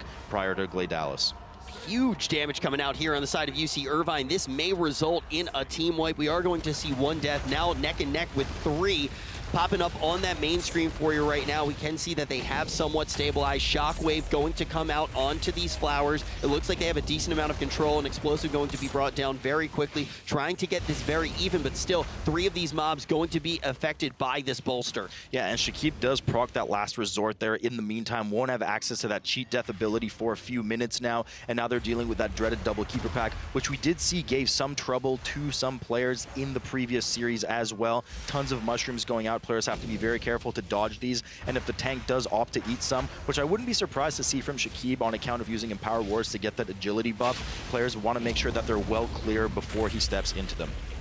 Right now, they are getting some serious work done here. They only have a few more pulls before they actually do get to those ooey gooeys, but I feel like these are pretty threatening as well. We already saw that it was starting to get out of hand. A massive pull coming in for Cal here, and you already brought this up. This is one of those rooms where you can see people diving in and out of that house and actually avoiding the Fel explosives. Yeah, explosives at the end of the day, you know, you do need to damage them. You are losing a lot of damage, making sure they're under control. So if you just avoid them entirely, you're getting a nice net damage buff, allowing you to progress, of course, through the dungeon faster in the first place. You see Irvine now moving to the patrol, picking up some of the rest of the Keeper pack there. After killing this, they will be moving down to those 5 dwellers prior to engaging Oakheart. Cal just now finishing that pack, and then soon as well will engage that double Keeper pack. So we'll have to keep an eye on how well they handle it and make sure to avoid those mushrooms. Yeah, UC Irvine, though, has started to really pick up their lead, and we've seen this from them before. It starts to snowball throughout the match, and the main thing is they start competing with themselves at a certain point. If they go for these risky pools, that's where they all of a sudden will find themselves kind of squandering that lead. But pulling these ooey gooeys, is there anything that they should worry about with the Dwellers? Yeah, the biggest thing really is that Tormenting Eye cast. You can see one going off right now. It does channeled damage. Oh, they did miss one of them with that beam. It does do channeled damage, and should one of them complete the cast, it will actually fear the player for a few seconds and nuke them. So doing well here to lead that Sigil of Silence into the solar beam as well. We see a few of the Blood Elf Arcane Torrents going off. On the side rather of UC Irvine. They do well to down these, and in a moment we'll be moving on to Oakheart, who does not become available until you kill them. Cal now moving down, dealing with that trash patrol prior to those dwellers. And finally, Oakheart has been pulled on the side of UC Irvine. We're going to have to see how they decide to go about this one. It looks like they are just going to try to maximize their damage onto that boss. The first mechanic going to come out here, and we can see some raid damage being put out. Yep. So Okar now, we do have to worry about that stomp, but of course also the grip on the tank. The crushing grip does a ton of damage every 30 seconds, making sure we don't have that last resort available on Shakib. Eats that frontal as well. He should. Luckily, nobody else was in front of that boss. We'll have to see just how they handle the flowers here. Presumably, they're just going to spawn them and DPS them down. Shakib will get aggro on them. They don't have a paladin, which is effective on... Yep, so indeed they do go down under the boss. They don't have a paladin, which is usually very effective at dealing with those on account of using Hand of Freedom, running through them and allowing the DPS to just cleave them down. But we are not in... of course, we're in a fortified setting. We're not on Tyrannical, so the danger of having some of those flowers up really not as bad as usual, Rich. But these fell explosives can spell huge danger. If one of these does go off, it will be able to take down their healer. But finally, stabilization does come out, and they're able to take down those fell explosives as well. One of the ways that they can deal with these roots is actually just shifting in and out. We can actually see that being done right now by David. David goes ahead, he runs into one, shifts into bear form, and then all of a sudden, because he actually shifts, he gets out of that grip. We do see some fell explosives go off, and indeed that is the danger of having too many of these flowers up, but it looks like this team cannot be stopped in the first place, so they should be able to down it here and move on. 8% for UC Irvine. In the meantime, Cal just now starting to work on the boss, down to 70%. They do have a nice grouping of the flowers there, but similar on both teams, of course, we don't have that paladin that could just run through with the Hand of Freedom. Yeah, on the side of Cal, it really all does come down to their healer as well, so they're going to lose effective healer damage. We didn't see much damage coming out, though, on the side of UC Irvine with their healer. That was a big thing that I did notice. A lot of time just sitting in caster form, getting out those hots. But with this particular team composition, it's going to all be on watchable frag to go in, shift in and out of those roots. But they get a really nice stat going there to try to manipulate that mechanic just a little bit. Their first fell explosive coming out here as well. Yeah, I do really like what they're doing. They're stacking together prior to the roots coming out so that they bait them all to one spot, and then one player's triggering all of them so that they can safely DPS them down and not get overwhelmed with flowers. UC Irvine, of course, now working on that first Fury leading up to Dresseron. We'll have to see if they pull it properly to the side here, and if they properly pull off the CC on it and run away prior to the bursters spawning to make sure that they don't have to deal with it. Mob is on the side indeed. We'll have to see just how well they deal with it. Gets punted away, and looks like they handled it quite well. Bursters will spawn safely on the side and not re-aggro their group as they move on to the next goose. You can see that's the way, that's textbook. That's really what we wanted to see out of a lot of these teams. UC Irvine kind of being the team to really show us that perfect example of it. Cal, though, has cut down the tree. They're going to be moving to the trash pool themselves. Right now, they're going to have this massive AoE pool, and then they'll get to a Fury of their very own. We can see this Fury padding here, and we'll have to see if UC Irvine tries to actually move this AoE pool in any way to avoid that Fury. No problem with the Fury, though, because they actually did just root it on the side there safely, so they have as much time as they want in the middle here. Well done by them. Finishing off this last slime after moving into Dresseron's room, already at 95%. So at this point, they really only actually, I think, need to kill just the patrol downstairs after Dresseron. So I'm not sure if they overkilled, and if they didn't, what exactly they have up their sleeve, because they can only get so far with an invis pod before falling out after the 18 seconds. They have Nick, though, so they could potentially try to do something cheeky with that Shroud, maybe chaining it with an Invis Pod as well. That can be super risky. We'll have to see if that's something they go for. But the other thing Nick will be incredible at, we've talked about it time and time again, you can see that they are actually pulling these extra little dragons out of the eggs. They went and they just knocked it themselves. They didn't actually let this pushback that Dresseron has spawn them. They get it early, they use that Glaive Storm, and they actually get more damage out of Nick because he has those 5 combo points over and over and over again with each global cooldown. They can sink right into Dresseron, and they are just... What are they doing to this boss? This is cruel. Shakib with the huge damage, keeping up with the DPS. Of course, select CDs are down at the moment, likely saving them for the trash coming out, so expect some big damage coming out of him coming up after this boss. Dresseron, of course, for those at home, 3 main abilities, the pushback that Rich just previously mentioned, which we're seeing on the screen at the moment. Players will get pushed back at an increasing rate from the center of the boss. We also do have this cave-in that does spike damage and area denial as well, and of course the breath that players will need to move out of the way to avoid. No problem, though, for UC Irvine as they take Dresseron down and start moving over to Shade of Xavius' trash. It is nitpicking with how quickly they got it down, but one of the things I would have really liked to see when you do have a caster like Moonkin that wants to be able to stand still as much as possible, sometimes that's actually the pack that you pick. We are going to see right now Cal starting to work on this trash, though, Sloot. Starting, they've been working on it for a while. The problem here is they mismanaged their damage, and now they have 2 hugely bolstered slimes that's taking ages to kill. kill right now. The tank has to run away for safety. Players are slowing it. Finally, they get it down and just now start moving to Duresseron as well. We are seeing that mass stealth come up from UC Irvine. They do opt to skip the first 2 packs, which are those very dangerous packs that cause problems for the previous team, so they won't have to deal with that. They opt to kill the bats here. Likely will get to 100% here, and perhaps I wouldn't be shocked now to see some kind of skip on that final pack prior to Shade as well. This is the right way that you chain it. I want to go back to what I was saying about the Boomkin, though, because we could potentially see it out of the Hunters here. A nice strategy sometimes when you have something that wants to hard cast on Duresseron is you actually break the eggs in the back right behind him, and then you have the casters just sit there so they don't have to worry about moving. You have all the casters piled up, and then you just deal with that first wave, especially when you do have the Rogue. They get those extra combo points, and we can see right now Cal working on Duresseron, and it looks like UC Irvine should be able to get past this pack without a problem. They're actually going to let Shakib just go down here. He has full aggro. That will reset it. That's going to be an additional 5 seconds, but they can resurrect him here, ready to pull Shade of Xavier. So they will still have their pots when they go in on this fight as well, expecting them to close this one out without a problem. Yeah, I mean, well played by them. They got that Sigil of Fear down. Players safely ran by. Of course, Shakib at that moment did already have aggro, which is why he sacrificed ever so nobly himself afterwards. They do res him up. They're already starting to work on Shade. Meanwhile, on Cal's side on the main screen here, we do see that they're just now finishing Duresseron off. A lot of damage coming up from these cave-ins, falling just a bit behind after that pushback, but it's nothing that they won't be able to wrap up by the looks of it. 93% on their trash counter.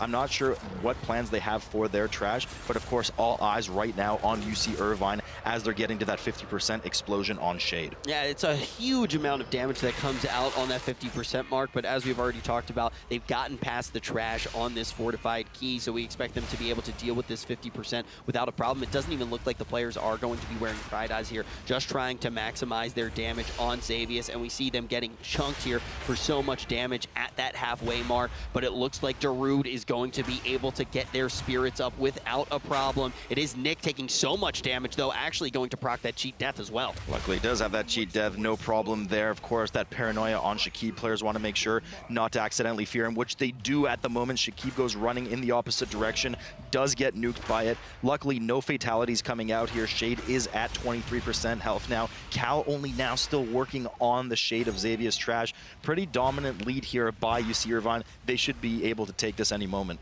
The interesting thing that we actually saw out of both of these teams, though, as we do see the final percentages, Nick, though, going to go down with only 10% left, should not be a problem. They have the battle res to get Nick up, going to be going ahead and just jumping right back into this fight to bring down Shade in the final moments, and that means he'll also be able to jump in there and get that sweet loot.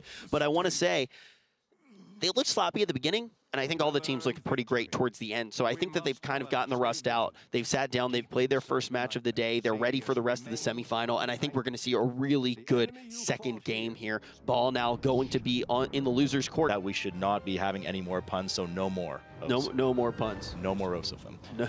So we're going to have to see what the teams are up to immediately with the sub-rogue mass stealth on the side. UC Irvine opting to skip that first spirit, which is indeed just a huge timed up, especially on, of course, with that fortified. Both teams actually opting to skip it. Well done by both. And now we always talk about this trash, Rich, and just how dangerous it is with all that coin toss damage and, of course, the pennies from heaven. We saw it being so dangerous before we even had a fortified key, and now we get to see it at that maximum power level. We are on a 15 keystone, not a 14, so we've seen a lot of lower Karazhan so far in this tournament, but this is by far the most dangerous one yet. I was just going to say, by far, indeed, the most dangerous. So they are now moving downstairs. Shakib with UC Irvine going down, dealing well with that first pack. Of course, we are going to see some slower and more responsible, I would like to say, pulls just by default. I mean, bolstering is really, really scary in here, but not just that. There's so much trash, and the more trash you're pulling, the more orbs you're spawning as well, and that's just a huge amount of maintenance, and one slip up on those orbs and you're dead.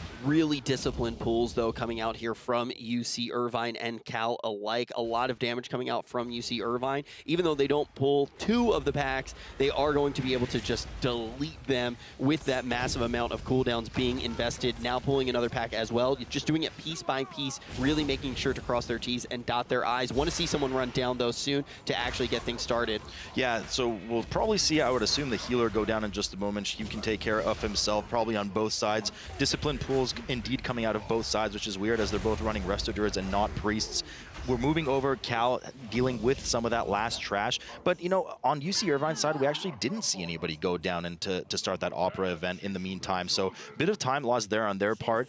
The team was relatively healthy too, so I'm not really sure why Darude didn't opt to just go down while the rest of the team finished it off, or at least started kiting it down a bit. I thought for a second that Darude maybe had run down and run back up, but I don't think that that is the case now because it probably would have already been started. He might have. I didn't keep an eye on it. This was a relatively fast RP event, so maybe we did miss it, but nonetheless, the group definitely did go down all at the same time here. We do have the same Opera event as we've seen in the previous days with the sustained 2-target cleave. Now, for those at home, we do have to watch out for a few things here. Both are caster mobs. Likely you want to move them together in order to maximize cleave, so interrupts have to be on the ball here. There will be some area denial void zones that will punt and damage players once they explode after a few seconds. And of course, the main mechanic here is that eventually Galinder will go to the middle of the room and cast Magic Magnificent, which will be a huge one-shot hit on the team. The only way to avoid it is, of course, to rise up in the air from some of the whirling void tornadoes that we will see go down later. Yeah, you got to join up with your whole team and just try defying gravity, but Cal going to be getting the pull going just a little bit earlier. We can see some big damage coming out from them. This squad doing a great job with their cleave damage, a really clean cleave coming out. The main thing is they do have to keep their eye on those vortexes because that cast is going to be coming very soon. Vortices indeed. Now, the scariest part of this boss, of course, are those terrifying monkeys on the side. I just hate those things so much. Nonetheless, they do deal well with the mechanics here. Cal should be able to down this boss first. A lot of damage coming out on their part. UC Irvine, of course, not far behind, however, doing a good job grouping up the monkey adds that come in on top of the two bosses as well. Both teams should be killing this roughly the same time. Cal, of course, just a bit ahead, after which they will wrap around and go behind the stage.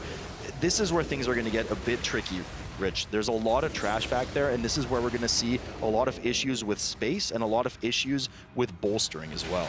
UC Irvine falling slightly behind here, still waiting to get that boss down, and Select going to go down right at the end. Luckily, they don't put out that battle res. They're going to use a standard res, but it takes them just a little bit longer here to get to that scary trash that you are talking about. A bunch of fellow explosives here that need to be dealt with, ticking down. Finally, the tag does come in. They're going to be able to deal with that fellow explosion without any massive raid damage, and this isn't even the scary pack yet. Right, you are coming up right after this as they near under the stage. We'll have to deal with those Fireland portal packs. We'll see just how they deal with them.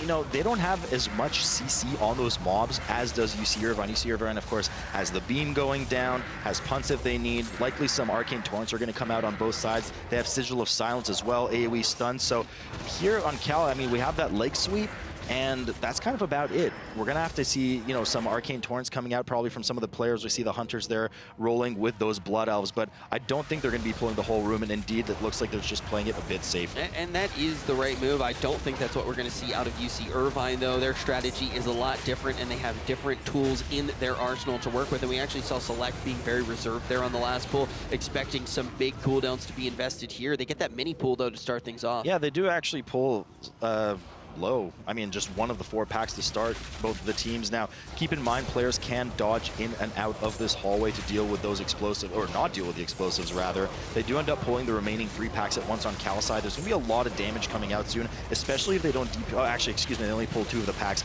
But if they don't DPS these mobs at a proper pace, but they're going to have a lot of issues with bolstering towards the end. In the meantime, you see Irvine doing one of their bigger pulls as well. Yeah, but you can see, though, ultimately, you see Irvine having way more respect here for this bolstering affix, knowing that their strategy can go wrong very quickly if they go all in and there's some uneven DPS and you have something just bolster all the way to infinity. Like, you see that mob there, but ultimately it does bolster very late in its health pool, so they're able to get it down without a problem. Tank can just run away. You see Irvine and Cal both working on the last pack inside of this room. Both of these teams neck and neck, only 1 death on each, and the exact same pull pattern from both teams. Really interesting to see that. 1 and then 2 and then back to 1 pack again. Nonetheless, they do down them. Cal will be moving up to the top. Both teams now will, getting ready to pull some of those spectral ushers. The huge thing that can happen, though, at this point, Salute, and we've seen it a few times play out, the punishment of messing up here on the way to Maiden can be so unforgiving because the run back time is crazy. The place that you are actually checkpointed is just so far away. So if we do see a mistake come in right now, the effects can change the entire course of the dungeon regardless of how close this is a pretty scary now. pull as well, Rich, here on Cal's side. I mean, they're gonna have to be careful. These Eschers do a ton of damage with their flashlight. Looks like they're just opting to kill them before they get too much damage off. Good punt to displace them and buy themselves a bit more time there, and only have to deal with one flashlight. One flashlight bolstered there took them to half health. Luckily, players did turn around as to not get disoriented and take extra damage. In the meantime, though, you see Irvine seeming to work on some of that Opera trash right in front. Hugely bolstered mobs. Not sure if I agree with that pull entirely on bolstering. There's a lot of mobs there. This bolstering state, look, just this one patron is so bolstered and it's taking them a while to have to kill, after which they then have to deal with the ushers. In the meantime, Cal's already safely moving into that foyer area, dealing with either the Maiden if they want to go to the left, or jumping down to Morose, which I assume, of course, usually is the Maiden that they'll go to first. Yeah, we can see UC Irvine kind of starting to fall a little bit behind due to that one pull. It took so long to bring down that incredibly bolstered mob. Cal already inside of this hallway. It's kind of that final stretch to Maiden. I expect to see slower pulls coming out here. No, we have some explosives go off in combination with those flashlights, wiping up the entire team except Shakib. We do know that the throughput of those Vengeance Demon Hunters is really high. He should be able to clean up the rest of those packs, but he has a lot to handle with those flashlights. He luckily does get them down, but I'm not sure he's going to be able to resonate. It does put that beacon down. We'll see if it works on anyone to save that huge run back. Luckily it does, so they are able to recover, but that's a huge amount of time lost and an extra 4 deaths on the board for them. That is the one saving grace, though, that he can ultimately get down that pylon and they don't have to experience the run back, but very sloppy on their side. If you aren't familiar with these Fel explosives that are on your screen right now, that is from the explosive affix. More going to be generated based off of how many mobs are actually currently engaged in combat, and you see so many of those Fel explosives right now on the UC Irvine side. If they do go off, they're pretty easy to just focus down and just kind of tag them up, watch them die. But if they get their full cast off, it is going to deal 50% damage, 50% of their health pool to anyone who is in line of sight of that orb. And when you put that in combination with an effect that's going to have people below 50%, you see exactly what we just saw, the entire team going down except for Shakib.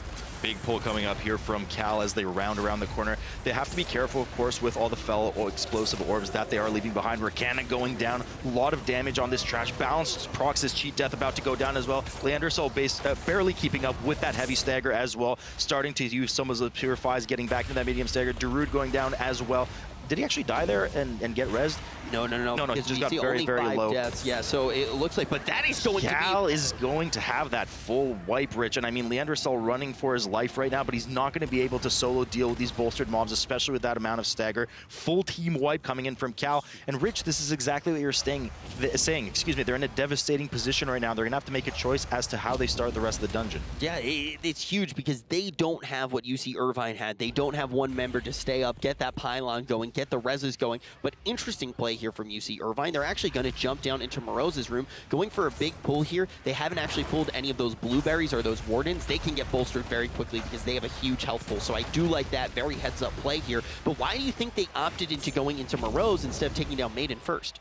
I'm not sure. I think the only thing is like cooldown management, we do know that they'd have some different pathing. We have seen it in their prior lower Kara runs. So I wouldn't be shocked to see them do Morose to Adamin and, of course, to Maiden through a separate path rather than going across that kind of center ballroom. We'll have to see exactly how they do it, but this is usually, like, typically we do see that the Maiden is done as the second boss, followed by Morose, followed by Adamin. So we'll have to keep an eye on exactly what they're doing here right now. Yeah, that is a really interesting play, though, coming out from them. We haven't seen it too many times be the route that is taking. Sometimes we see people course correct if they do go down, and they actually do take down Morose first. But I think this is an interesting play coming out of UC Irvine, and it also does tip us off that maybe they have some practice going on here. Cal, though, still in dire straits, going to see Whoopi Frag Wapple Frag just absolutely spiked. Yeah, luckily he does manage to hang on. They do clean up the trash that wiped them prior to them continuing down the rest of this hallway. And in a more typical fashion, we are seeing them pull Maiden as the second boss. Rich, of course, we do know some of these mechanics include an interruptible nuke on the tank, that if it goes off, the tank takes increased holy damage the rest of the fight. There is that very dangerous holy bolt that we just saw right there that will chain to any nearby players. That does a ton of extra damage if it bounces. So players have to be well spread out. And Rich, we do know the main mechanic as well, the consecration debuff that comes 2 per phase rotation location. You want to drop it off to the side, as we see Baldy do there in the meantime, and you want to dip in it to get the dot from the consecration prior to that mass repentance going off. You see Irvine knows you do have to kill the bosses, right? Like they do know that is part of this, right? That they're running all the way to the Horseman right now. This is interesting from UC Irvine. What's even more interesting to note, though, is they're doing a lot of similar pulls that they did on their other affix of Lower Karazhan. It doesn't really seem to me that they adapted too much for this bolstering. For instance, I would not really advise for them to pull a lot of that Opera trash coming up. A lot of the Opera trash that they did post-Opera. It took so long. You saw how bolstered some of those patrons got. Nonetheless, they are doing a bit of a wonky strat here, dealing with a lot of the trash first, presumably working towards Adamant as the second boss. So much run time, though. Cal is going to be working on Maiden of Virtue. We can see that they actually did have 2 of those repentance phases. It's going to be a large amount of time on the board, but I honestly think that their standard strategy is standard for a reason, and expecting that they're going to just go about the pathing now of going straight down to Moreau's. When they clear the trash in the room, they're going to kill the boss in the room that they just cleared the trash in, and then after that, they will make their way to that final boss of the Huntsman for them, of Ottoman. But you see Irvine here, leaving both of those bosses undefended by trash, so they can actually wrap back around and walk straight up to them, but it seems like a lot of run time to me. Yeah, I mean, look, they've practiced this. Shakib knows what they're doing. So, I mean, they're doing this for a reason. It's no mistake that they're here first. Whatever they may have up their sleeves, they have to be careful, of course, with that bolstering going down in that stable area. In the meantime, Cal now getting down to Morose's dinner area, dealing with that Arcane Ward, making sure to move out of those swirlies that will nuke players and slow them. And also players that are debuffed with that AoE explosion should move out of the group as to not do too much damage to the surrounding teammates. And now we are seeing UC Irvine just about finishing up everything in this room, trying to keep our eyes on where they go now. They're wrapping back to that last pack, potentially here going to pull the Huntsman after that. Cal finishing up everything inside of this Morose room, and they do a good job as well here of pulling the dinner guests, the Phantom guests, without actually pulling any of those Wardens. And because the Wardens just have a bigger health pool, the chances of them being bolstered super high. Yeah, that would be very dangerous indeed, and you see Irvine doing a good job to clear up all the trash prior to pulling Adam in, which of course is the horse rider and not a common piece of furniture. Now, if we do pull that boss by accident, which we do, or not by accident, but even on purpose, we do know that all of the surrounding trash comes with it, which would have devastating results in this bolstering affix that we have today. So they're cleaning up the last pack, after which we'll expect to see Adamant being pulled. In the meantime, Cal working on the rest of the remaining trash. In Wapple Frag going down, though, and Balance popping his cheat death in the meantime. So a lot of resources used there. Not going to have that cheat death now, unfortunately, on Morose, which is one of the tougher bosses in here. Wapple Frag immediately releasing and coming back, whilst the tank stays alive in the meantime, rejoins the fight, and indeed UC Irvine has now pulled Midnight. I want to go back to Cal for just a second, because as you mentioned, Balance is going to have that cheat death pulled away from him. When they actually pull Morose, we will see those Garrotes going out on everyone in the team. So not having that cheat death, the Garrote may be a huge amount of damage that they won't be able to heal off of that rogue. But paying attention to UC Irvine, we can see that the Huntsman has actually jumped off of Midnight. So what's going on here, Salute? So yeah, so at 50%, of course, Midnight, you know, he does get off his high horse, as we always like to joke about, and Adaman is then vulnerable. If you do get him past that 20-30% threshold around there, he does not remount, but once Midnight does reach 100% HP, they will reconnect forces. The danger, of course, when they are dismounted is that there will be that shared suffering, which is David gets clipped by the horses. His ride is over here. I'm not sure if they have that battle res available for him as well. Otherwise, they're just gonna have to four-man the rest of this fight. These horse walls, okay, they do have the battle res. There goes up now. These horse walls are very, very dangerous, as you just saw. Even in a non-tyrannical setting, they will one-shot players. Druid now going down as well. The issue here is the positioning of the players versus the boss. Midnight will spawn these walls at around a 20 to 25 yard distance from where they're positioned. So if you as a caster or a ranged player are sitting in that danger zone, you totally have the chance to have those walls spawned right on top of you. No time to react, and then you're just gonna get one shot, which is what just happened there. Yeah, and they took that ride straight to the danger zone, Sloop. But looking at Cal as they are working on Morose, trying to get quite a few of these dinner guests down, we can see that two of them are still sitting inside of Hunter Traps. And we've seen this strategy before with the double Hunter, and it's absolutely beautiful. One of the nice things about having the double Hunter, you're able to CC these dinner guests, and Morose cannot break them out. If you actually use the CC that is given to you in this room, room, like you put them in those Ghostbuster traps, Morose can actually break them out at a certain point. But now for Cal, they will not have to worry about them at all during this fight. The Hunters just need to make sure that they reapply those traps if the duration does happen to run out. But look at the amount of damage they're able to get out on Morose because of it. Cal looking great here. No problem for Cal there. And of course, UC Irvine now downing Midnight. No more full play on their part either. No more deaths as well. But they did chew through both of their battle reses as a result of those misplay with the horse, the ghost horse walls, moving up to Morose's room, which is pre-cleared at this point, Rich. So they should have no problem just chain pulling the boss. In the meantime, Cal now going through the kitchen area as opposed to downstairs to get to their final boss. This strategy is really interesting, but we have seen Shakib just be kind of one of these forerunners of dungeons in particular. He's just able to find new strategies, and he is able to post really high, really quick times in several dungeons. So this may be one of those strategies. You can see right here, they are actually pulling a few more trash packs. They need to get a few more here. They're at 83%, so they're just making sure that they figure out all of that, make sure that they pull exactly the right amount before they actually do initiate Morose. Cal, on the other hand, going to be moving down and actually doing the fight that we just saw UC Irvine do.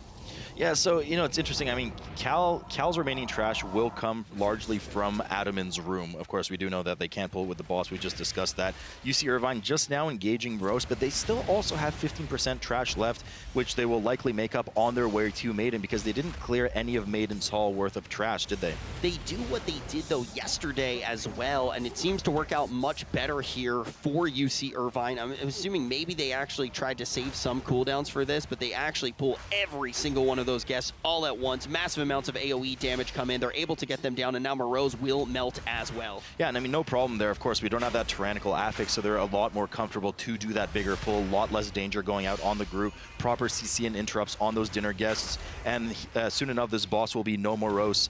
Now, moving over, Cal will be jumping down to that Adaman area and starting some of that trash. They still have to handle some of the upstairs trash before they can go downstairs, though. As you can see, Adaman down in the bottom of their screen there. You see Irvine 6%, 5% now on Morose, going down rapidly. Should be able to down it, and they're going to work their way to the final hall of Maiden as well. It's going to be a close one again, Rich, especially with this death differential being so small. Still, though, only 85% trash, so I'm curious to see where they do find that last percentage. We can see them pulling just a little bit here inside of this ballroom. Cal getting out most of their trash. As you already mentioned, it's going to be the trash that is surrounding the Huntsman. They take a really cheeky path here. It looks like they're going to be jumping down really close to Midnight. Yeah, that is so easy to body pull when you go with that route, but they're actually going to be going for the 2-pack pull here, and that's usually, we usually see the 2-pack Shakib pull, but this time it is actually going to be Cal to go for. Absolutely. All eyes on those fell explosives, though, as some of them do go off. Luckily, no fatalities, but the combination of all the external damage, the horse charges, and those fire debuffs might be a bit too much to handle. Baldy getting very low there, hangs on by just a hair, but in the end, there's a lot of bolstering going on to these mobs. This was a huge pull, and they've mismanaged the interrupts because we see some of these spectral chargers at max HP, meaning some of those stable hands did get their health off. Midnight being pulled here, presumably on purpose, question mark. We'll have to see in a moment. Nonetheless, it does force a full wipe for the teams. Lots of explosives going off. We'll have to see exactly how they play. Huge time dump there that might end up costing them the match. In the meantime, you see Irvine working their way towards Maiden, still at the 90% mark. They're getting back into that central foyer area, after which they'll round about into the hallway and go for gold. And Pylon ultimately ends up not working because it is so close to that trash pack, so we see them go down there as well. It looks like Cal has probably engaged on another trash pack here off screen. I wanted to actually compliment Baldy. I think Baldy's looked much better today. Baldy been doing great damage throughout the tournament, but he was one of those players that we talked about who was somewhat standing in fire in certain points, thinking mostly about Maw of Souls, and here today hasn't really been too much of an issue, even though we do just see Cal coming in with that wipe. Yeah, I mean, you know, like, everybody has bad days. Perhaps it was just an off day yesterday. Who knows? You know, it's very easy to get tilted if you screw up. You know, your own head starts to play tricks on you. But very, very good performance from here today, indeed, as Cal is now looking to recover and get back to that Adaman area. You see Irvine getting ready to round the corner in just a moment, working towards Maiden. Cal now taking that more typical approach down the stairs into the stable area as they regain their food buff, and we start pulling the rest. And if you're just jumping in, we see UC Irvine smack dab in the middle of one of the most unconventional pathings that we have seen so far in the Great Collegiate Dungeon Race. They only have Maiden Maiden left. They're going to need to pick up another 3% we're going to say trash mass as stealth well. here, actually, in just a moment. So I think they'll probably go for this last pull, get out that last 3%, go for that mass stealth, and then go for Maiden, and they will be able to close this one out. But what do you think of this pathing overall? What do you think it did I'm just constructing in my head, Rich, and I think it's exactly, they purely constructed it around taking advantage of that mass stealth, because the mass stealth going into Maiden's room, she's now the last boss. They don't have to get back out of the room, so they're clean to just skip all this trash that often causes problems for players, as there's a lot of residual damage going out, a lot of the curses from some of those mistresses and the succubi. So I think it's actually a really good play by here, but it's certainly constructed around this math stealth that we're seeing right now. And yep, there it is, the stealth going to be coming in. They use all the speed that they possibly have. A little bit of a close call there. We almost saw a few of the players ducking out of that little shroud, but they managed to make it into Maiden's room, and that is absolutely massive for them as they engage the boss. We didn't get to pay too much attention when Cal pulled Maiden, so for anyone at home who hasn't seen this boss before, the mechanics are relatively simple. The first one is we are actually going to see this consecration effect get put onto one of these players. Yep, so it's important later to step into that consecration to counter the mass repentance on the players, so that the players will be able to break her shield and as a result interrupt her cast that would typically one-shot the party. Cal in the meantime moving over to the area they wiped in the final few packs prior to Adamant. At this point they're just praying that UC Irvine makes a mistake on Maiden of Virtue and wipes, but with how solid they've been in this run, minus the hiccups near the ushers, I mean, it looks like they're just going to be able to take this one, Rich. And look how quickly they've been able to get this damage out as well. One of the big things that we talk about with the Maiden is how many times are you actually going to allow her to put that shield up, and she's already down at this 28% mark. They haven't even had this repentance phase yet, and you can actually see there is the Holy Wrath getting casted, there is the shield. They're able to take that off without a problem, and the Maiden should fall before it can do that again. No mistakes coming out here from UC Irvine on the boss. It looks like they'll be able to take this one out in a 2-0 fashion on the pick of Cal. I do think, though, this was a heads-up pick by Cal. It almost ended up working out in their favor. Yeah, and the only thing that didn't was just their hiccup there, wipe right outside Adaman's door. I mean, that was the biggest issue. If they hadn't wiped there, they had a very good chance of taking this home in the end. So it's funny. It's just like you said earlier with Zachary's team as well. It's just one hiccup on a dungeon that presumably was to Darkheart Thicket again. Yeah, I think it was a bonkers choice, though, when you do talk about that lower Karazhan. But let's kick off this first one in this best of 5. This is the grand final. Prize money on the line. UC Irvine versus Chico. And we are going to see those Wildcats coming in with a big pool of their very own. Incarn going to be popped by David. He's into 3 of those plumes. Going to actually have to just displace out of that for a second. Peach Pie's going down already. Indeed, 1 death up for Chico. Huge pull by Irvine, of course, with the bear now. No worry about that bolstering. They just truck it right down, get ready to pull the Hippogriff pack, along with the patrolling caster pack as well. Actually, they pulled the caster pack with that initial pack. That's how fast they moved out of the gates. They're only now dealing with the 2 Razorbeaks and the Poisoner here. That Poisoner, of course, putting out a lot of poison debuffs on players that will explode after 3 seconds if not dispelled. Really good name. You know exactly what is coming, and you can see some single target damage coming out just to make sure that they do get that down once it gets the raging. You can see the little icon on top of the mob's head. That means it is going to be dealing that increased amount of damage. They finish up that pack without a problem. Go ahead and jump down. This is one of the more dangerous areas. Need to make sure that they do not body pull.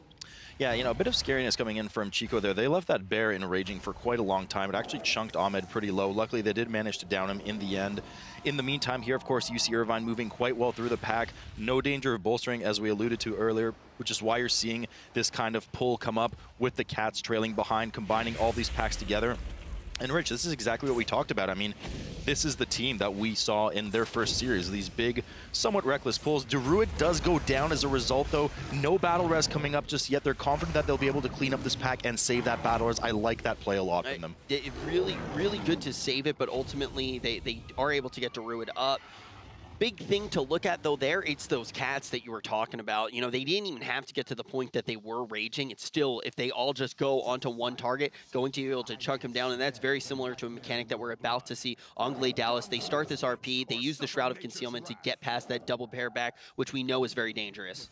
Yeah, man, Chico still dealing with some of those Cats. That Cat's, of course, doing a ton of damage with that raging. He's crossing that feline that nobody wants to deal with. UC Irvine now dealing on the tyrannical version of Gladealis that we saw in the 2 previous series. We do know the notables here, of course, that Grievous leap, leaping on the furthest target. Darude should do well here to transform into bear form. Actually doesn't there, gets chunked down to 25%.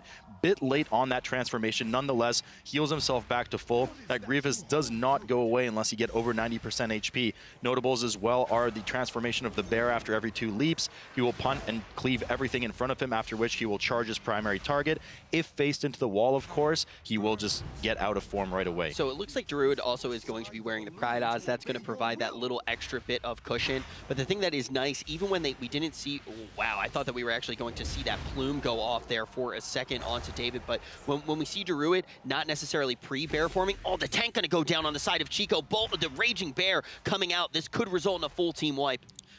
Oh no, I mean, yeah, see, we had UC Irvine completely skip that pack because of its danger. They made a mistake there of, well, first of all, pulling these bears, you know, they're dangerous inherently, but they got both bears into a raging status. So we had 2 raging bears dealing 100% increased damage each. They do have that off GCD cleave on top of their melee, so the tank just got absolutely trucked. It was some bear on bear action, and Ahmed came out on the bad part of that.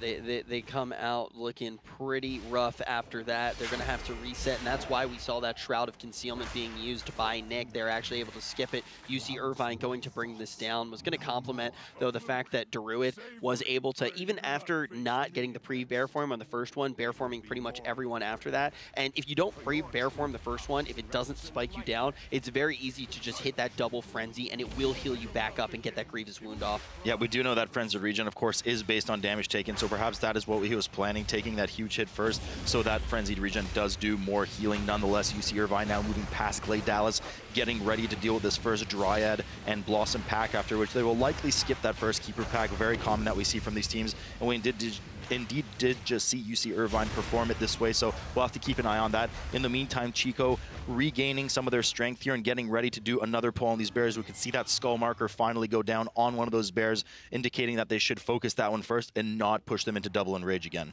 Good in cap coming out here. This is going to allow them to get around this pool without a problem. They actually end up skipping the bears this time, so we use that Hunter immunity and Feign Death on the side while the rest of the group safely goes to the left. Something I would have liked to see them do in the first place. Now they've had to do a run back and a full wipe as a result. Nonetheless, they do pull Gladealis. Cheat Death going to be procced here by Nick, and he is not out of the woods yet. You can see he is still going to stay engaged. Finally, Darude is going to be able to heal him up to full. They are kind of in a weird position that they can't actually duck out into this building because the mushrooms have cut them off. We can see that Raging is going to be on both of these targets. Finally, they do get to cut them down to size as Chico is starting to get their work done on Gladealis. Looking really good here. We can see that it's tanked up against that wall to deal with that bear mechanic. We've already talked about the leap quite a bit. Peach Pie's not going to be able to do too much damage here, though, as a Holy Paladin, because he has to be the one to stand outside to take these hits. Right, sure, a lot of damage coming out on Gladealis, so he has to be a bit more on the defensive this time.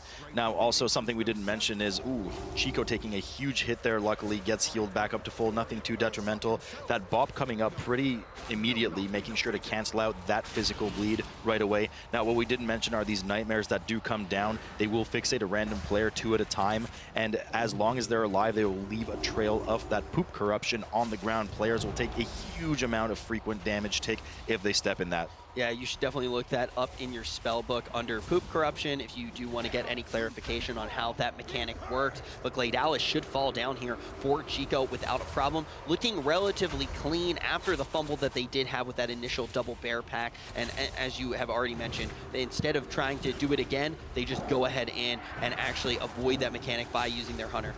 Yeah, you know, a bit of miscommunication. I'm not really sure why they didn't do it in the first place. That is probably the most dangerous pull in this dungeon, save perhaps some of the trash prior to Shade of Xavius, in my opinion. Nonetheless, UC Irvine pulling well ahead. A pretty big hit on select there from some of that re-uprooting with the flower coming up. Nothing too detrimental, though, as they move on to these GUIs, aka the Dwellers. They will pull all 5 of them at the same time and have to make very sure that they're silenced and CC'd when they're reaching that 30% threshold when they enrage. and they should be able to deal with these relatively easily as long as they do get the correct CC out on them so they do not take that channel, as you already have mentioned.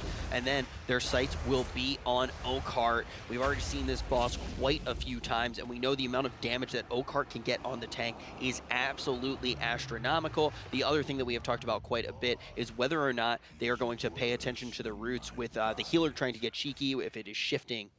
Yeah, so we'll have to have a look as they look to truncate his health to 0. Huge stomp coming up on the players right now. He also does have that frontal breath. Want to make sure nobody but the tank is in front to eat it. Unfortunately, it does not snapshot its position, so the tank will have to eat it. Now, Rich, the most dangerous for the tank on this fight, of course, is that crushing grip every 30 seconds. That deals a huge amount of damage.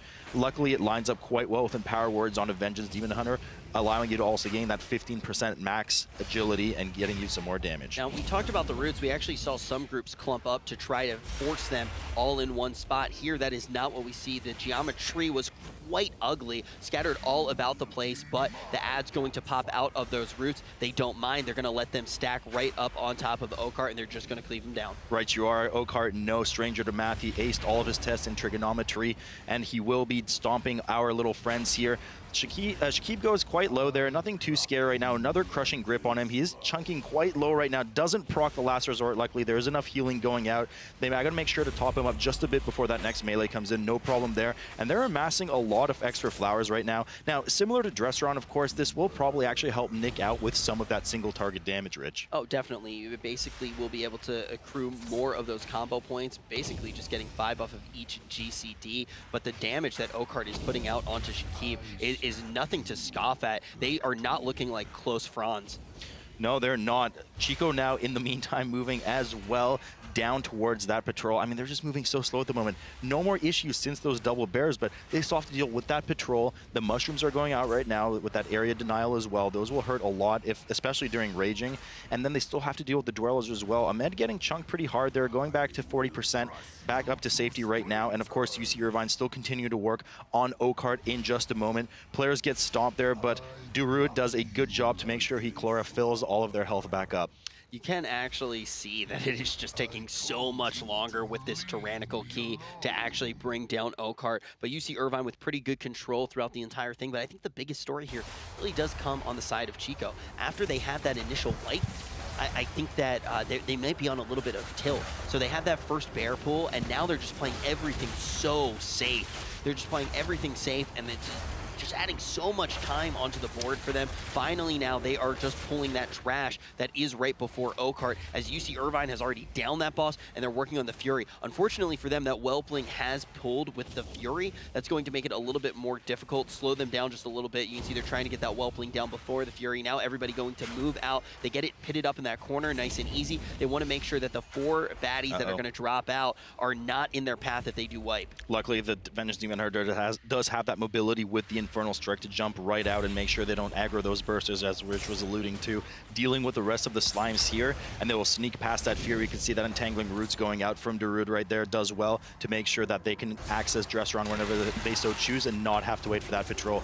Chico now still working away at Oakheart, just starting now. Luckily, they do have that Paladin Rich that we did mention is a huge advantage on this fight, as they can use Freedom to kind of trigger those roots, and as a result, players can DPS them down freely and not have to spawn any extra flowers. Yeah, and you can see right now Peach Pie is just kind of running around, doing a ring around the tree, just trying to take out all of those roots nice and easy. So this is one of the first times that we've really gotten to see that Freedom fully utilized, and it is more important here on the Tyrannical Key as well, because you are going to see that mechanic going off more and more. Big damage going to come out though from that stomp, and all of a sudden it is looking difficult for Peach Pies to keep everyone stabilized. Right, Gerard Breath going on up on Ahmed there. Of course, UC Irvine in the bottom we see now has engaged Dresseron up on your main screen. In the meantime, now we have to be careful because these whelps on the side do actually enrage, much like the rest of the trash. So they have to be careful with how much they pull. Nick eating some of the frontal breath there. Just as a reminder for those at home, of course, there are 3 main mechanics to this boss. One is that breath you saw. Secondly, we have that cave-in that you just saw on your screen now, which does a huge shock hit to the group and, of course, acts as some area denial. Otherwise, you take damage. And as you see the players currently preparing for, there will be a downdraft pushback, which will push you at an increasing rate the further you are from the center of that hitbox. Now, you can see, of course, once again, Rich, that they are spawning some extra well. Select does go down as a result. Luckily, they do have that battle res. Huge hit coming in from that cave-in. Shakib goes so low, still hasn't procced that last resort, barely hanging on as Darude heals up the group and gets everybody back up to health. I mean, this is the thing. You don't really want to see too much cute stuff going down because this is one of those keys that can cause problems. And look at Chico. They're having some problems here. They have been planted by Okart. There is no way to battle res this tank. We see that Sours is down as well. Now Snakeboy will fall. And the question is, will they be able to get down a pylon? It looks like one is already planted right next to Okart. And that should mean that they don't have to go for the run back, but already 11 deaths for this squad. Yeah, Okart indeed trims their leaves. You see Irvine still having some bouts here with the Dresseron. Should be able to finish them off soon enough. Now, there is, of course, still some residual danger. Here's another downdraft. We do have some Whelpling spawn in the meantime. After this, we'll expect to see that cave-in again, which will be some big shock damage to the group. As long as everyone is in a healthy condition, they shouldn't risk any death in the meantime. And there it is, the roar, no problem. Everyone getting just above slightly 50% HP. Everybody up for Chico now after that wipe, but I'm telling you, man, they really want to leave this room. That they do. Dresseron, of course, is now turned Dresser off as they leap off the side of the platform, getting ready for what is that scary trash rush that we were talking about. However, at this point, UC Irvine is already at 95%, so we're going to expect to see some combination of likely what they did in the last dungeon, which would be to stealth past the first two packs. Actually, it looks like they're pulling it. And we will see some stealth come up here, though, for sure. So they're going to deal with this first pack here, reach that 100%, then I'm going to expect to see some combination of mass stealth, and then what they did last time with the last group was have that Sigil of Fear go down from Shakib as the rest of the group safely went to the side. Man, a tank going to go down here for Chico. The battle res comes out, but you know that they are all going to have to let out a facepalm. Yeah, I mean, absolutely. It's looking rough for Chico right now. I mean, they still have to get through Okart, through Dresseron to even catch up to UC Irvine's current position. UC Irvine CCs all the bats, no mass stealth used there, and we're going to be expecting to see it in a moment as they progress to Shade. Chico, in the meantime, huge hit on Ahmed from that frontal breath, getting ready for that next crushing grip, which is Guardian Druids are a bit more vulnerable to this, of course. They don't have that Mark of Ursula anymore, and this is just a heavy magic dot, so needing to keep an eye on that survival instincts, Bark Skin, or Rage of the Sleeper, whatever they may use. Indeed, the mass stealth does go up from UC Irvine, and they get ready to tank Shade of Xavius. I think that is really important, though, looking at Chico, what you have alluded to. With the fight being tyrannical, you're not going to, you start to run out of things to actually pop, right? There are only so many cooldowns. You don't have that active magic mitigation, so when they get further and further into this fight, sometimes gas will actually be out of the tank, but now we should hop on board with UC Irvine because they may be able to close out this dungeon. They have looked so dominant. Only 2 deaths coming in from them. The big thing to look out for in this immediate future is going to be that 50% mark, Sloot. Yeah, that's where the boss does a huge nuke on the room. Of course, still maintains all of the abilities throughout. Nightmare Bolt, we just saw go up there. A big hit on a player that provides an area of pacification. If you don't have one of your buddies in that area, you cannot cast anything. Paranoia now going out. Any player caught in that red area, corrupted on the ground, will nuke and fear the affected player away, so players have to make sure to move, in this case, away from Shakib. And of course, we do have that channel go up that needs to be healed, a dispel from the healer, and Rich, as you alluded to, here's the big hit. Let's see what it combos into. And after this hit, phase 2 starts, where we will have a lot of swirlies falling from the ceiling. The boss connecting with them will lead to a 5% damage increase on Shade of Xavius. The big thing that I want to commend these guys for is they're not just focusing on damage here. You can see that the Pride Oz is out right now in that right portion of your screen on Darude. Darude needs to get out of that plume, does it just in the nick of time there. Nick, though, barely holding on. We do see that cheap death is going to be procced there. Is stabilized now, and Shade of Xavius very close to falling here. An incredible performance. I think this is one of the best performances that we've actually seen out of UC Irvine. They have come to this grand final to play, and they are trying to close in on that prize money. I mean, just like you said, they are showing why they were one of, if not the favorite for this tournament to win. Unfortunately, Select does go down here at the end. They do have that battle res, getting that warrior up as that execute territory starts on Shade of Xavius. No problem. Nick is vulnerable as well, though. He does actually go down there from that Nightmare Bolt. Remember, Shade of Xavius gets increased damage stack, stacking up to 10 from these swirlies. He's a pain in the butt to move sometimes as he casts so frequently. We have a nuke go out on Select, who gets nuked and feared into one of the swirlies. Swirly's falling down. They have no rest for him. It's going to be just the Holy Trinity that I always call it. Huge dot going up on David, who goes down as well. It looks like we might have a full wipe here on Shade of Xavius from UC Irvine, and this is the break that they might be looking for. That the run back here would be detrimental if they have a full wipe in a moment. Druid looks like Druid might go down as well. Has to move over to the tank due to the mechanic. Should be able to keep him healthy for just a little bit longer. This is the worst combination. If he moves to Shakib to get rid of his pacification area, he will nuke and fear Shakib, and he cannot heal him in the meantime. Last resort procs, a Nightmare Bolt goes off. Shakib down at 26% HP. Shade of Xavius hit 3% right now. They're barely hanging on. Luckily, that dot does go up on Shakib, which is the damage that you want to see going on the tank, not on the healer. They should be able to keep on to this and clutch that win, but another combo with the Paranoia. Luckily, it's on Shakib, so it wipes out the pacification area for Nightmare Bolt. And the big thing, too, though, is those hots are going to keep rolling, and Shakib is the tank with damage. Everybody on his team saying Shakib is one of the leaders of their team, one of the best players on their team, and you just saw why. He can deal so much damage there. It is unfortunate, though. You cannot select who those mechanics are actually going to target. Yeah, I mean, that was looking really rough there at the end. They had that combo of we expect from Shakib's team. And why play Shakib's team in the game that they are so good at? Like, that's the strategy that they're known for. That's the one thing I'm nervous about with Chico, but let's see how they do here. They're getting a massive pull here with this mini-boss. I mean, agreed, but, you know, he does have a right to bear arms in the meantime, and Snakeboy already going down on Chico's side with this early pull. Now, we do know this mini-boss is particularly dangerous, and he's going to be even more threatening at that 30% threshold when he does hit that raging territory. So, a lot of damage coming up on the tank, and pretty much any player that will get hit by that breath is going to be an immediate one-shot. That's why this is such an interesting pick, because we have a lot of those kind of mini-boss style trash pulls inside of this dungeon. And you pair that up with Raging, and just look at how scary that really was. We see the Druid getting chunked there for quite a bit. UC Irvine dealing with it without a problem. They're moving through this trash right now as well. The big question is, how long will they stand inside of this spell zone? They don't do it at all, which I do like. I was actually just about to say, and that's what we saw down on UC Irvine. There's going to be, remember, there's a lot of residual damage coming in on these trash packs. We have some of those line going out from the Wrath Lords. We have some of those cleaves going out, the Fell Devastation cleaves.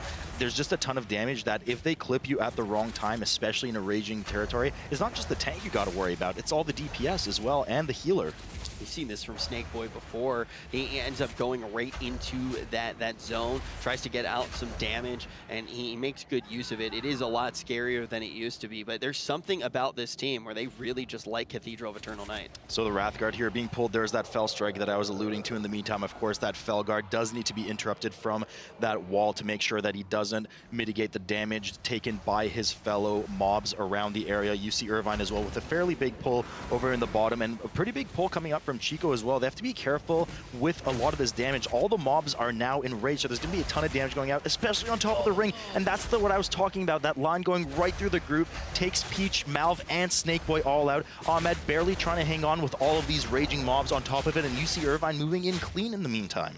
Does a decent job of staying alive here. 2 more Raging Mobs to deal with. One should fall in just a second. There it is. One left up. Massive amounts of damage coming in. Healers should be able to get here in time, though, to keep him up, and the Dreadwing gets pulled as well. Yeah, exactly. You got to stay away from the edge of that balcony. There are Dreadwings that are constantly patrolling in the area, so now they just have an extra mob for no reason.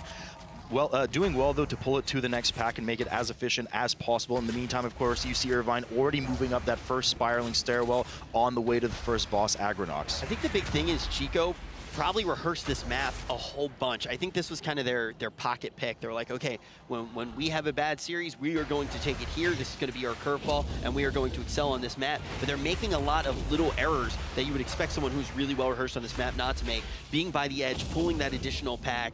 Those are big mistakes that are, well, they're tiny mistakes that won't necessarily cost you a team wipe, but they add up so quickly. They're tiny mistakes that can have a big impact, I think is what you want to say here, and I completely agree with you. You see Irvine waiting for that tree to patrol by, as they move into this garden area where there will be a total of 5 pulls. We'll see exactly how they decide to combine them. We do know that UC Irvine likes doing bigger pulls, but some of these flowers deal a devastating amount of damage. You can already see Shakib chunking down to half health, getting some healing up right now. Got to make sure you interrupt all these mobs here, as we do have some of those mobs that heal and also do some of that Fell Storm. Making quick work though, chopping down this trash without a problem. Rotating to the next pool now, you see Irvine actually looking incredible on this dungeon. They of course did have that one death at the very beginning, and they were kind of line in line with Chico there for a second, but then Chico has that massive death come out. They had their healer go down and 2 DPS as well. So they're somewhat on the back foot here, still trying to catch up to UC Irvine, but we can see they are in the clutches right now of this first boss, Agronox. And before they actually do aggro Agronox, Sloot, what are the mechanics that we should be paying attention to? So, you know, he does summon 2 types of flowers. He has 2 waves of 5 flowers, similar to the ones that we've seen here on the trash, that will fixate players. If they reach those players, they will deal a devastating amount of damage to them. So it's good to slow them and pick them off prior to them reaching their fixated target. Of course, there is an increasing dot on the fight, so it acts as a kind of soft enrage. It will deal a lot of damage in this tyrannical setting by the time it's all said and done. And of course, most importantly, there is one more lasher that gets summoned under the boss. It does a huge amount of damage to the tank and does a splash AoE poison that anybody caught in it, even the tank will get, I mean, rocked, maybe even just killed right on the spot. Yeah, for sure. This is one of those bosses that really can be scary on Tyrannical. I mean, this dungeon in general can just be scary, and you can see that in Shakib's health bar right now. It's essentially a yo-yo. So many of his mechanics just getting him low, and one of the things with this tank as well is you're going to see those Demon Hunters take some of that damage sometimes. They're great at putting out damage. You can see that on the meter. Almost 1 million sustained damage coming out from Shakib, but what does he really have in his tank to protect him from some of these unrelenting strikes that Agronox can just put out? I mean, he does have, you know, his meta. He has access to Empowering Words to help counter some of this magic damage should it happen. But at the moment, his biggest safety, Last Resort, which is that cheat death, is already procced. You can see the debuff on his player frame right now, meaning he is vulnerable to be killed if I'm not mistaken. So I'll have to keep an eye on that in the meantime. Of course, outside of that, just your typical active mitigation, but the dot really starting to ramp up here on the group. We're already at 4 stacks. Nothing too much to handle for Darude just yet, but if this fight goes on too much longer, it will start to become unhealable. Man, this kind of gets to the point where it's like maybe we want to see the healer bring out a cooldown. Snake Boy getting super low for Chico. The tank getting low as well. We talked about how dangerous it is for the tank. We'll have to see what this bear has in his arsenal, but it's going to be Select who comes down first for UC Irvine. They're right at that precipice there. Only 20% remaining on the boss. They decide to bring up Select. They want to keep moving quickly, and they're confident with that battle res. Everyone is currently alive. That is going to be the second death, though, for UC Irvine. It appears that Chico, in the bottom portion of your screen, has stabilized in the meantime, but UC Irvine, at that 10% mark, are going to be taking more damage than ever before in this fight. Yeah, they did have a scary death as well. Managed to get that res up for Chico. UC Irvine does chop this tree down, timber down it goes, and they will be heading upstairs towards the next trash, leading up to the second boss. Chico, in the meantime, has their work cut out for them with that Succulent Lasher spawning on the bottom. Boss only at 58%, so they got a while to go at this point. One of their battle reses, of course, already being down. Man, I think that battle res from UC Irvine actually was definitely the right move, because the longer that you're in this fight, the more dangerous it really does become, as you were talking to. So getting that up potentially saved the tank from a death there. Definitely did clinch up the win. Now, they actually, is this the path that they pulled? This is usually something that we don't see people pull. Yeah, I was just about to say that too. Usually they don't, but it might be, you know, we haven't seen them perform on Cathedral. We've seen some of their strats in some of the dungeons that are not very typical, so it might be in their arsenal to pull this. We'll have to see exactly how they handle some of that spider trash. There's a lot of different ways to skip some of the trash in here, so it might have been completely planned in order to get their 100% count at the end. Yeah, the thing is this spider boss, the mini spider boss, and the trash around it going to be a little bit less scary than we did see earlier with that bolstering affix. With bolstering, you have those tiny little spiders around it. Yeah, exactly. But raging, I will say, I think it's a little bit easier. The thing that gets difficult with it isn't the ads now, but it is actually the spider boss herself. She's not going to get bolstered, but she is going to get that guaranteed buff coming off of the raging. And still, we do see Chico working here on Agronox. It's going to be UC Irvine inside of the room, fighting through quite a bit of this trash before they get another mini boss here. And this one also going to be affected by that mechanic that you were talking about. But Chico's starting to take some serious damage here. Yeah, Peach Pie's falling just a bit behind on the healing. They're already capped. You do cap at 5 stacks of this AoE damage on the boss. Was handling it well for a while. A couple of the players dipping low. They should have this kill under their belt in just a moment, after which they will be able able to progress upstairs, where we already see UC Irvine working on GazerX and some of those little mobs nearby. Now, we have to be careful on this mob right now because it does do kind of little area nuke that you can move out of, but it does a lot of extra shadow damage after this, after he does his AoE disorient, which players do need to turn around for, otherwise they will be disoriented. And if he does that during his enraged phase, there could be a fair bit of damage going out on the group. So one of the things with Chico too, as they do start to move over to Thrashbite, that I want to note, we are seeing them switch this warrior in for their hunter. That means they have one less immunity available for the Thrashbite mechanic when he actually does attempt to charge into this bookshelf. So they may need to use a bookshelf, which means they will get the book ads, and that can be quite scary. So let's take a top-down view of this boss right now and talk about the mechanics, Luke. Yeah, I mean, you know, and funny you mentioned that, actually. UC Irvine doesn't have any in the first place, so they're going to have to deal with some of those books. But most important to note here, of course, he does have that big AoE. Oh, Darude going down there gets caught in the sandstorm, might I say, around the side of the room. And I don't think they have that res available because David used the res earlier on Select, if I'm not mistaken. Here's that charge that Rich was alluding to earlier. You do have to hide behind one of these bookcases. Upon doing so, you will spawn 2 books that are just a mess to deal with, cast all over the players, slow silences, so you want to make sure you handle them quickly. Fortunately for the rest of the team, is that there's not too much residual damage going out, so they can deal with some of the spot healing that David's doing right now just from those stomps. Otherwise, the group is completely safe, and a tank like a Vengeance Demon Hunter can well handle themselves for a long time in terms of self-healing. And they're going for it here, and that's a mechanic that we usually don't see people go down to, much like we usually see people actually able to guess on Ularag which idol he's gone into. I think this has kind of been the thing with them. We see them messing up on simple mechanics quite a lot, and then they can just jam out on the hard things. I kind of want to see them tighten up their basics just a little bit, but they are in that dominant lead right now. They're not getting slowed down too much because it was actually Darude that went down, and the damage that's coming out here is insane. They've already went through most of the difficult mechanics here. If they can actually get down these books in time, nobody gets hit by any stray damage, they should be able to take down Thrashbite without a problem. Yeah, it's really controlled damage on the group, so nothing that David can't handle, just a couple of regrowths on the group. So well done by them continuing through and not having, you know, sounding the alarms once their healer went down. In the meantime, Chico, of course, working on GazerX himself. They did mess up with one of the books. I took notice in the bottom as they let one of those Arcane Sentries spawn. They did not kill the book fast enough. Nonetheless, they should be able to kill GazerX here momentarily. The tank getting caught in that frontal that you want to be running out of, and they should have access to Thrashbite right now. As we see him jump down in the room, they will immediately get ready to aggro him and repeat what we just saw from UC Irvine. And take note of those books as well. The big thing here is who gets targeted. If they end up on the right side of this, we will see Sours get targeted. He can pop that immunity, and they won't even have to deal with those additional adds. They used to have 2 people who would be in that scenario. Now they only have 1, so the odds of it working out for them are a little bit less, but we already did see UC Irvine handle the mechanic and actually doing the fight the way it is intended, using that bookshelf just fine. Right, you are. UC Irvine moving upstairs to the spider area that we were talking about earlier. Meanwhile, Chico still working on Thrashbite. As you said, they did have to use that first bookcase. Healing all of the books, immediately seeing them getting some stuns and silences up and moving out of that cudgel. UC Irvine will have to keep an eye out on them, just exactly what they choose to do with this spider pack. They did aggro the first of them, and we'll have to see what they do with that spider group. I gotta say, Sloot, after watching Chico, these college kids are quite good at hitting the books. That's right, they are, except this boss, so it says books are for losers, and that's why they're so angry with him at the moment. UC Irvine moving over to that Spider Queen just now, deciding to aggro her. I think at this point they're not going to do anything too fancy because there's no bolstering to worry about. They're probably just going to kill her, kill all the mobs, and just deal with it. Yeah, I actually think that the Spider Queen is less scary with this particular affix than the dungeon that we previously saw it on. It's much more controlled, but we can see Select taking a huge amount of damage, and there is going to be that guaranteed buff going on her at that 30% mark. Thrashbite should fall down here for Chico without a problem. They handled this boss beautifully.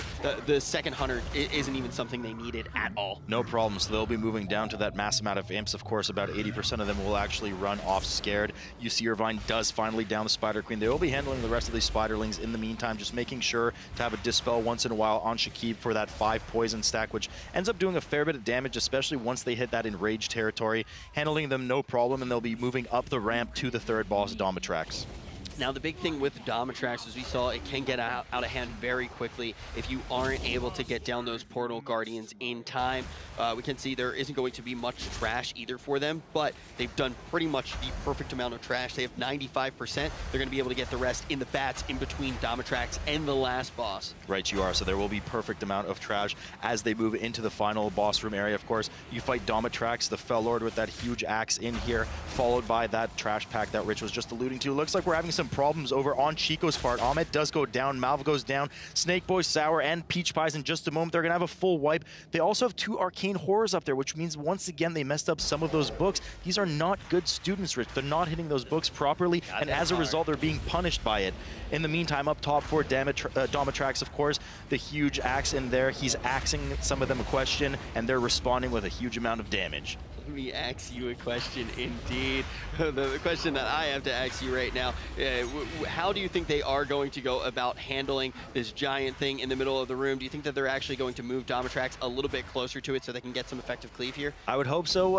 I mean, the reason he was out there right now is they were initially cleaving those Portal Guardians, so well cleaved there, no problem. Finishing up the rest of the imps. What we have to watch out for here is at the 50% mark when he opens the second set of portals.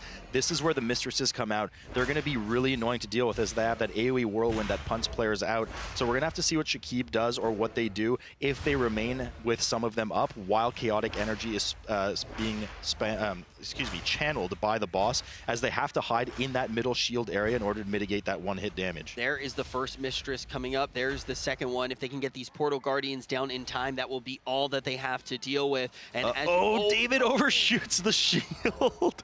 Oh no, that is really bad, but they do have the battle res able to get him up here. They should be able to bring Dominatrax down if they don't have another mistake, but that has left that Fell Portal Guardian up for so long. So they are going to have quite a few mistresses, and Select, he is going to be taken down now as well. Unfortunately, they did not kill the Guardians fast enough, which is what spawns the Searing Overfiend, a much nastier mob that you have to deal with. Lots of damage going up on the group. Shakib and Nick both proccing their cheat deaths right now. Darude going quite low as well. They're going to have to hide here in a moment for the chaotic energy, but they still have one of the mistresses up. Luckily, she's about to die. They do safely get in there and should be able now to finish the boss off, but it was looking pretty dire for just a bit there. Luckily, they've stabilized. All the Portal Guardians are dead. All the mobs are dead, and they should be able to just finish the boss off from here. So as you actually do use that shield, it gets smaller and smaller, and you can see at this point, it is not even there on the screen, so they will not be able to avoid the chaotic energy. It was getting so small there for a little while, but it was actually the tank placement that completely depleted that. Very poor placement there. It's really bad. This is going to nuke 3 of them. I don't know if they can actually hide here right now.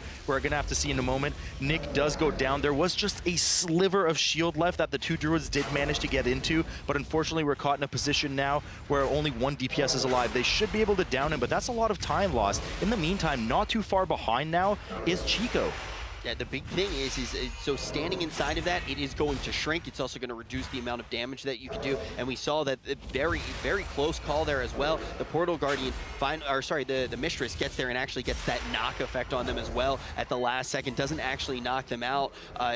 They're very lucky there, but the placement was horrendous. So you see Irvine almost getting knocked out of this one. They're going to be able to pull up their dead, but that's going to be a wipe on the other side for Chico. They are still in the room, but it's only the Hunter, so I don't think we're actually going to see the battle res going off, so a little bit of a run left as well. And they overpulled Trash because they haven't gotten Dominatrax down. They're still going to be working on these Dreadwings that we see. You see Irvine trying to cut down to size right now. They are going to be in the perfect place as far as Trash goes. Of course, you see Irvine working on the last of this trash leading up to Mephistroth, which will spawn once these 4 Dreadwings have been killed. But I mean, that wipe from Chico, I mean, what they were looking for was kind of happening in their favor. Irvine, you know, having a bit of a screw up there. Luckily, they did down the boss, but it took them much longer to do it. So they're going to have to pray that Mephistroth wipes Irvine here. Otherwise, they're in the clear to take a 2-0 lead in this series. Now, Mephistroth is no joke either, though, Rich. We do have to watch out in this first phase. There is a frontal on the tank, which is not too dangerous. The bigger deal, of course, is a lot of residual damage on the players. There's splash damage that goes out, which is why you see the spread between Nick and Select. Not good enough spread, though. I think they might be cleaving each other soon. They have to be careful. And, of course, those pillars that spawn on the side in those green circles, you want to make sure you drop to the side and move out of so you don't take too much damage. Yeah, he also is going to mark one of those targets as well. That's going to put that bad zone on the ground. So you could see David actually moving all the way outside. Then he actually goes ahead and just leaps out of that one, leaps out of the bad zone. They're going to have to be doing that throughout the fight, but after that, there is somewhat of an intermission phase where Illidan's going to run in the middle. Mephistrof's going to create duplicates of himself that are just going to shoot purple balls straight at Illidan, and the tank basically, typically the tank, takes the shield, moves around, tries to block those. If any of them hit Illidan, it's going to extend the duration of this phase by, I believe it's 3 or 4 seconds, and throughout this phase, the amount of these images that are actually shooting the purple balls is going to increase, and that's going to increase the amount of raid damage that is going out. Yep, and there's going to be an increased dot on the raid, on the party, excuse me, as well. So eventually it will become unhealable. Select does go down there, unfortunately. Chose a bad time to stick his head in front of one of those orbs. Luckily, they do manage to get out of the phase. They do get the battle res up, and as I mentioned in the previous series as well, Mephistroth will now start at 0 energy instead of the 60 that you pull him with, meaning they will have a lot more time in this first phase, and it would be very important for them to make sure that they kill him prior to the next down phase. In Tyrannical, though, it is difficult. I kind of expect to maybe see one more of those phases. We'll have to keep our eye on Mephistroth right now and see if he will actually go into it again. A lot of errors can come out in that phase as well. We already did see Select go down, but the amount of damage that comes out if Darude is running on a low tank of gas, it can be difficult to heal it up. It takes one error to come in from Shakib to extend the duration of that phase, but Shakib looking really good in the first one, and the damage coming in on Mephistroth is insane. It's now Chico who are working on Dominatrax. They're going to have 1 death. They only have 37% remaining. Chaotic Energy going to be cast, and that's going to take down their warrior, and the tank barely staying alive They there. just used the battle res on Malv. He dies again. Another battle res goes down. Luckily, Ahmed stays alive at 4% health. Another death down from Chico in the meantime. They as well got one of those terrifying adds as they did not kill the Portal Guardian quickly enough, pulsing tons of damage onto the raid. Another death on the warrior. Tank dangerously low on Chico's side as well. They're trying to stabilize here. In the meantime, though, you see Irvine looking like they're going to clinch this kill and move up 2-0 in the series. But they do at the last second get this shadow phase. So as long as they don't mess this one up, they should be good to go. This is rough, though. This is going to be a big check for the healer. Already the damage and the dot on this group ramping up. Shakib doing a great job of collecting everything that is being shot at Illidan. Oh, he does get smacked. Yeah, it looked like Illidan may have gotten smacked there. Doing a pretty good job of trying to do that whip. Definitely don't want to be keyboard turning here. Collecting quite a few. As long as the healer can keep them up, though, that is the main check. DPS want to take down as many of these as possible. It'll make Shakib's job a little bit easier and decrease a little bit of that damage that is going out. Looks like Illidan's going to get hit twice there. That's going to add a few more seconds onto the clock. But the second that Mephistroth pops out, he will find his doom, and UC Irvine should be able to set themselves onto match point. Yep, so they should be able to clean this up in just a moment here. But they do keep getting hits up on there. Select dipping quite low too. Finally, they do get out of that phase, spawning the real Mephistroth himself, and should be able to just sneeze on him and take that 2-0 in the series in just a moment, Rich. You know, I know it all too well. All of a sudden, like, that is a phase that can snowball. You know, you have a tank who lets 1 or 2 through. That increases the amount of time that you're in there by 6 seconds. More are going to be shot out, and when you basically get deeper in, it is actually harder to collect those. So sounds like you're speaking from experience in this matter. Hey man, you saw me clown as a warrior, because you know what? No one's pulling anything out of your Ravager if it gets hit by that leg sweep. The problem with the leg sweep, though, is this dungeon is notorious for having these mini boss style mobs, you know, casting Defiant Strike and what have you, that are immune to the CC. Mariners, you can't CC and stun, and we're going to see it here in a second. These Soul Keepers, the Blood Death Knight too. Yeah, Soul Keepers, you can't CC stun, you can't grip. Huge pull coming in here, including the trash from Imran, along with Imran himself. This is the kind of pull we used to see back in the day when you're doing the great AP grind of 2016. So huge pull coming up, massive damage coming up from the Warrior and from the Rogue as well. A much more timid pull with that double Warrior going down on Chico in the meantime. I mean, hey, as a warrior, this seems like the map you would want to select. And Chico, though, they tried to tailor their composition to this pick. This was their map pick, but UC Irvine looking like a well-oiled machine, going to be able to take down 22% of the trash for the entire dungeon and pull Yimaran as well. They all just narrowly get outside of that fear, but you can tell that this team is practiced as Chico runs back. But we need to be paying attention to these ads and the Dark Slash. Yep, so the Dark Slash with these ads doing a lot of damage on the tank. tank. Here it comes. Nothing Shakib can't handle, though. In the meantime, they'll be AoEing all of these warriors down. Luckily, there's nothing necrotic that we have to worry about for them surviving too long, but they do more damage over time, so that you do want to kill them in the end as quickly as possible. We should be seeing another Dark Slash in just a moment on Shakib. Nothing they can't handle. Players should run out of the Scream, of course. Don't want to get that AoE fear, and the last is that Bane that spawns on the ground, which we'll see in just a moment. Now, players can interact with those purple balls if you want to eliminate the amount of skeletons that spawn, but it will do some residual damage to the group. Shakib getting solo there. No proc on that last resort, though. Man, Select is definitely going to want to screenshot this, print it out, and put that on his mini fridge because his damage is out of control here. Yimaron is going to be going down in just a second. One more Dark Slash going to bring Shakib under that 50% mark. Everyone moving out on that shout, trying to avoid that fear, and they do it perfectly. They won't even need to really worry about the adds that come up here, only the damage that they are going to provide. They should be able to tunnel down this last 1%. They do just that, and you can see someone already at the horn. Exactly, that's what I was looking for. I love to see that right now. Chico, in the meantime, working on Imran here, getting their first ad phase. Not too bad of a spread on these warriors. Players did manage to get a bit closer to the boss to help the tank spawn and pick them up. You see Irvine, in the meantime, moving down to the bowels of the ship here, making sure that they're picking up as much of the trash as possible. Now, we do have to be careful because these Soul Guards leech a lot of health. You want to interrupt them, but also the Swift Blades do a lot of damage to the tank as they have an off GCD Spike Shadow hit, which combined with an Enrage will be quite low. Shakib having a lot of trouble getting out of that 20% health mark, right back down to sub 10%. Luckily, he does manage to heal up. Looks like he does proc the last resort right there. Nick getting quite low as well, but they should be able to clean that up with without any casualties. These guys are absolute madmen. You see Irvine pulling like a man possessed. It looks like we had another full wipe come up from Chico's side. Unfortunately, they did go from that 8 to 13 death counter right now, having a lot of trouble with this first boss, which is not uncommon to see. He does a ton of tank damage. You see Irvine now moving over to the Mariner.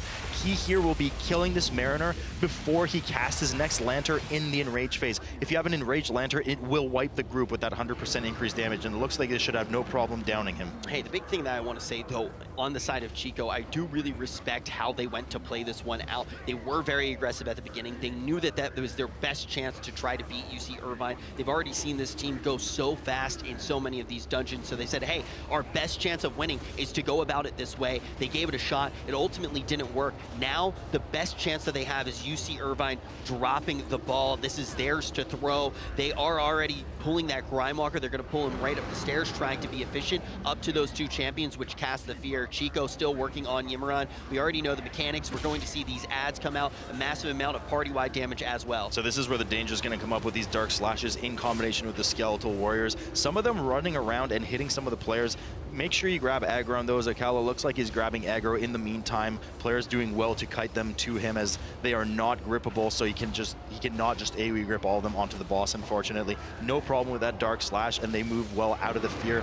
In the meantime, of course, in the bottom, you see Irvine still working on that Grimewalker, and Rich, as you so mentioned, we do have a death go down from David. Lots of damage from that frontal breath as well. Remember, Shakib does not have access to Last Resort right now, so he is vulnerable to be killed at the moment, but they should have no problem downing the rest of those mobs. Yeah, just the way that that all went down, you had everything raging around a similar time, so a big amount of damage goes out, and finally Select going to be that gruesome grinning relic of that last pack, going to fall down as well. They're going to get the res out on him, but that did slow them down quite a bit. They still do have time though. Chico still working on Yimaron, but already we have talked about it. This is the scariest guy on this ship. They are at Harboron. This is a comp that is going to be particularly plumped by default, running that double melee. They're definitely going to have to pay attention to that Nether Ripto. Chico going to have that full wipe. A lot of struggles, and that's really where the danger in the fight comes out that Chico is experiencing right now, is the combination of those Risen Warriors along with spike damage on the tank. If the tank cannot intake that much damage, you're just going to have a wipe. They'll go down no problem, and another issue there, and another wipe for Chico as well. You see Irvine just now starting on Harboron. Things that we need to look out for, of course, there are two types of odds that spawn. There is that bigger ad, which I forget the name of right now, but we'll see in a moment. Big ad, 4 small ads. Big ad and 4 small ads. So the 4 small ads do spawn from players whom they stun and damage until all of these images are killed. You can see it on Nick at the moment. Does proc that cheat death. Unfortunately, they did not kill him fast enough and support with enough healing. And the Servitor, I believe it is called. It is called There the we go, Servitor. perfect. So also known as the Big Boy. The Big Boy. Those do spawn on players as well, which is why it's important to be clumped up, because you do drop these Nether Rips around the area, rough area of the player. So if you're spawning the Servitor out in the middle of nowhere, especially with a melee comp heavy group, they will have to run across this to help interrupt, because if a cast goes off, it's devastating. But we can see this is some of the best placement that we've seen. The nether rips are a little bit willy-nilly, but they will dissipate over time. But everybody clumping in, the ad's always right inside of the cleave. I'm really looking at David here. He's getting in perfect positioning, still keeping a high uptime on all of the ads. But Nick gonna get hit here by that scythe. Yeah, I mean, chops him down to size. Luckily, they do have that res coming up on him right away. That frontal scythe is, of course, not a cone. It's a huge linear hit in front of the boss. Nick does come back up, and he procs that cheap death. Now, the problem here is that if players stay grouped up, you can easily maneuver around the side or the back of the boss, but if you're caught out of position in front or forced into a corner because of bad positioning in Netherrip from the tank, you can get caught, and it does a huge amount of damage on this tyrannical setting. Yeah, it'll knock your health bar straight out of sight. And we did see a player go down from it initially. Now Nick has recovered 3 deaths overall. Selecto going to be the one inside of that chopping block, and he is cut down to size as well. They're going to have to rotate up another battle res. They've already used so much on this pull. That's actually both of their battle reses right now. They do only have 2 in this group. Shakib's still vulnerable with that last resort. Nick is well vulnerable. Make sure we get interrupt this servitor here, and they should be good to go. This scythe is just becoming a problem for them. Players are underestimating just how big the splash range on it is and not moving out of the way properly. Another round of nether rips goes down. Players move well out of it. You can see Darude on the side frantically getting back to the group. Excellent positioning on their part. Harbor's just a difficult fight. I mean, there's so much to pay attention to placement-wise that sometimes you do get hit by that scythe. Chico still working on Yimaron, going to have another full wipe here. This is 23 deaths for them. They need to just calm down for a second. You know, you don't have to worry about time at this particular moment. You're hoping for a big wipe to come in. Sometimes you just need to take your hands off the keyboard for a second, crack your knuckles, and then go back in after you regain some semblance of your cool. Now, looking at UC Irvine on the full screen, this is their time to shine. If they can close this one out, they will be able to get that prize money, and they will be the #1 team here at the Great Collegiate Dungeon Race. So Shakib opting to pull a lot of the ships, something smart that they did there. He actually opted to go get himself killed after Harboron died in order to reset his last resort debuff. So he does have that cheat death available to him now, adding a lot of cocky play to them. As a result, they're able to pull this bigger part of the ship because he's confident that he has that cheat death that they can rely on. A lot of interrupts and AoE silences going down. Very well played by them. A lot of missed caller and missed weavers in here that do need to be interrupted, otherwise they will heal the mobs.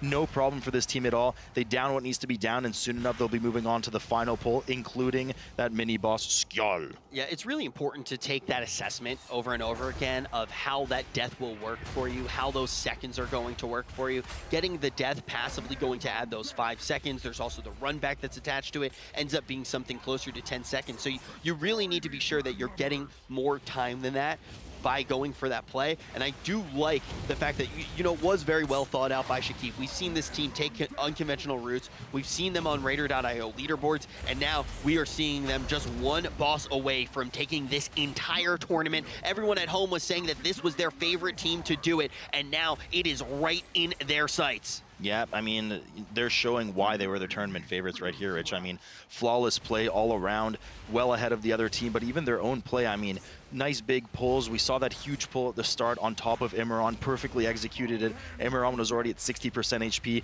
A few hiccups on Harboron, but they recovered well. Their strat was very good. Nice, tight, clumped play. In a moment, they'll be killing Skjal here in just a moment. He doesn't rage. A select does go down, unfortunately. They do not have that battle res accessible. Luckily, the checkpoint at the dungeon is now where Harboron died. Select chooses immediately to res and run over, of course, rather than waiting for that res. Skjal goes down, and down as well goes the fog wall, revealing, of course, access to Helia, the last boss of the dungeon. So we see Select there getting that heroic leap and just jumping right down into the big boys pool. It's time to fight against Helia. We've seen this boss a few times in the tournament. We're going to see those useless grasping tentacles, and we're going to see one destructor tentacle pop up as well to kick things off. Grasping tentacles actually are not useless as they help to stabilize the ship, otherwise it would be rocking all over your screen and make us all seasick. Nonetheless, the more dangerous one indeed is this destructor tentacle in this first phase that will do huge amounts of tank damage and of course whip any players around the area. So you have to make sure that you're not where the potential spawns of those can be. So the casters and the ranged have to keep an eye on that. Make sure they're to the sides of the ship or near the front of the ship with the tank. Players do as well have to watch out for that frontal nature, which will cover either the left side or right side of the ship. Good communication there is key. Man, this is looking great. This is looking like a 3 chest here, but Darude taking a huge amount of damage, finally able to stabilize. We see Select taking quite a bit of damage. I definitely have my eyes on Select. He's gone down a few times to mechanics so far. A lot of that is because as a warrior, you do get a little bit bloodthirsty sometimes, especially when you do have those cooldowns up. We are going to see that first huge burst of nature damage coming out. Everyone is able to avoid that here, and they have gotten down quite a few tentacles. I believe this is the last grasping tentacle that they need to bring down. Do they need to take down this Destructor as well, and then they will actually get to start in this next phase? They need to kill a combination of whatever 6 tentacles they want. Doesn't matter which types there are. Looks like they do kill the last one there. Helia, of course, does submerge as a result. We'll have a bit of RP here where some more tentacles will flop about the poop deck, and Helia will immediately come up and shatter the front of the ship. Chico, of course, at this point has moved well past Imran, working in the lower parts of the ship, but a huge hit on the group there from that Enraged Soul Keeper, doing a lot of damage with that Defiant Strike, wiping most of the Chico members out. I mean, at this point, it feels like I'm watching There Will Be Blood. I mean, the big thing is that I don't want to see Chico get cheeky here. They just need to play it by the book. They need to take their time. But this is all about UC Irvine. They are so close. Nick, though, going to go down, and this is going to slow them down so much. This most likely means they're going to have another submerge phase here as well. We see that breath going out. We're going to see quite a few of those. But we should talk about that submerge phase just a little bit more, Sloot. Yeah, so of course, 1 minute into the encounter, phase 2 here, she will submerge for 15 to 20 seconds and be inaccessible to players for damage. Lots of tentacles coming up in the meantime, providing some area denial. Players can just safely go into the corners of the ship, but the most important is really, Rich, the time lost while she submerges. Of course, to kill her, you need to get her to around 70.5% before the encounter ends. Without Nick up, this is going to take ages for them to do, and of course they don't have the battle res. They use both of those battle reses on Harbour at the moment, so this will take a while. However, this team's no stranger to 3 and 4 manning some of these bosses. I mean, it happened all the time in Cathedral too. So I have confidence they'll do this. It'll just take them a while at this point. It's definitely going to take them longer here. Any mistake, though, could cost them. This isn't exactly the window of opportunity, though, that Chico's looking for. I think they need quite a few more wipes for them to be able to catch back up, because they still do have Harbour on. Really good placement, though, positioning coming out from these guys, staying towards the front end of that ship. It is really good for avoiding damage in that intermission phase during the submerge. Now you see Irvine just working away on Helia, trying to finish this one up. They will be our champions. They will be the #1 team, and they will take home the king's share of the prize money, not to mention that sweet, sweet loot. And that sweet, sweet ramen as well. Now, doing well, of course, to avoid the breath here. She does cover 1/3 of the ship with it. As long as they maintain just that, 2-man positive rotation for interrupts with her torrent cast, make sure the dispels are on point, get out of the breath, and of course don't fall into what are quite nicely well-lit tentacle holes at the moment, which is a neat idea by them, using those world markers to make it easier for their players to see. They should get this in the bag. However, at the moment, it looks like, as you alluded to earlier, especially because of the death from Nick and Tyrannical on top of it, we will likely have another submerge phase. Even with that slip up on this deck, I think it is clear why people were saying this was one of the best teams here in this tournament, and not only in this tournament, but definitely going to be future competitors for quite a lot of these Mythic Dungeon races. Shakib and his squad are about to close this one out. Only 2% remain. They just need to make it through another one of these intermissions, but Darude should not have a problem healing up his team. And at this point, these players are so successful in this tournament that I bet they're probably really considering just staying in college forever to make sure that they win this tournament every year and keep stocking up that ramen, have a lot of cash in the pocket coming out of university. Helia now re-emerging from the lower parts of the ship, and she should be all but dead momentarily here. And as a result, we're officially going to be able to crown our champions for TESPA Year 2 Collegiate races. And next, we get to see that loot. Helia going to go down, chest going to appear. Boys, let's see what's inside of that chest. You have done it. You are our champions. And they managed to do it in a resounding fashion. A great time coming out here on this 3rd map in the best of 5. I mean, that was just dominance all around. The thing is, too, and we talked about in from that cave-in. Shakib goes so low, still hasn't procced that last resort, barely hanging on as Darude heals up the group and gets everybody back up to health. I mean, this is the thing, you don't really want to see too much cute stuff going down, because this is one of those keys that can cause problems. And look at Chico, they're having some problems. I can actually provide some insight, though, as to why Okart is so ornery. I actually heard that Shade of Xavius added some soil to his garden, and the plot has really started to thicken. Territory starts on Shade of Xavius, no problem. Nick is vulnerable as well, though. He does actually go down there from that Nightmare Bolt. Remember, Shade of Xavius gets increased damage stack, stacking up to 10 from these swirlies. He's a pain in the butt to move sometimes as he casts so frequently. We have a nuke go out on Select, who gets nuked and feared into one of the swirlies falling down. They have no rest for him. It's going to be just the Holy Trinity that I always call it.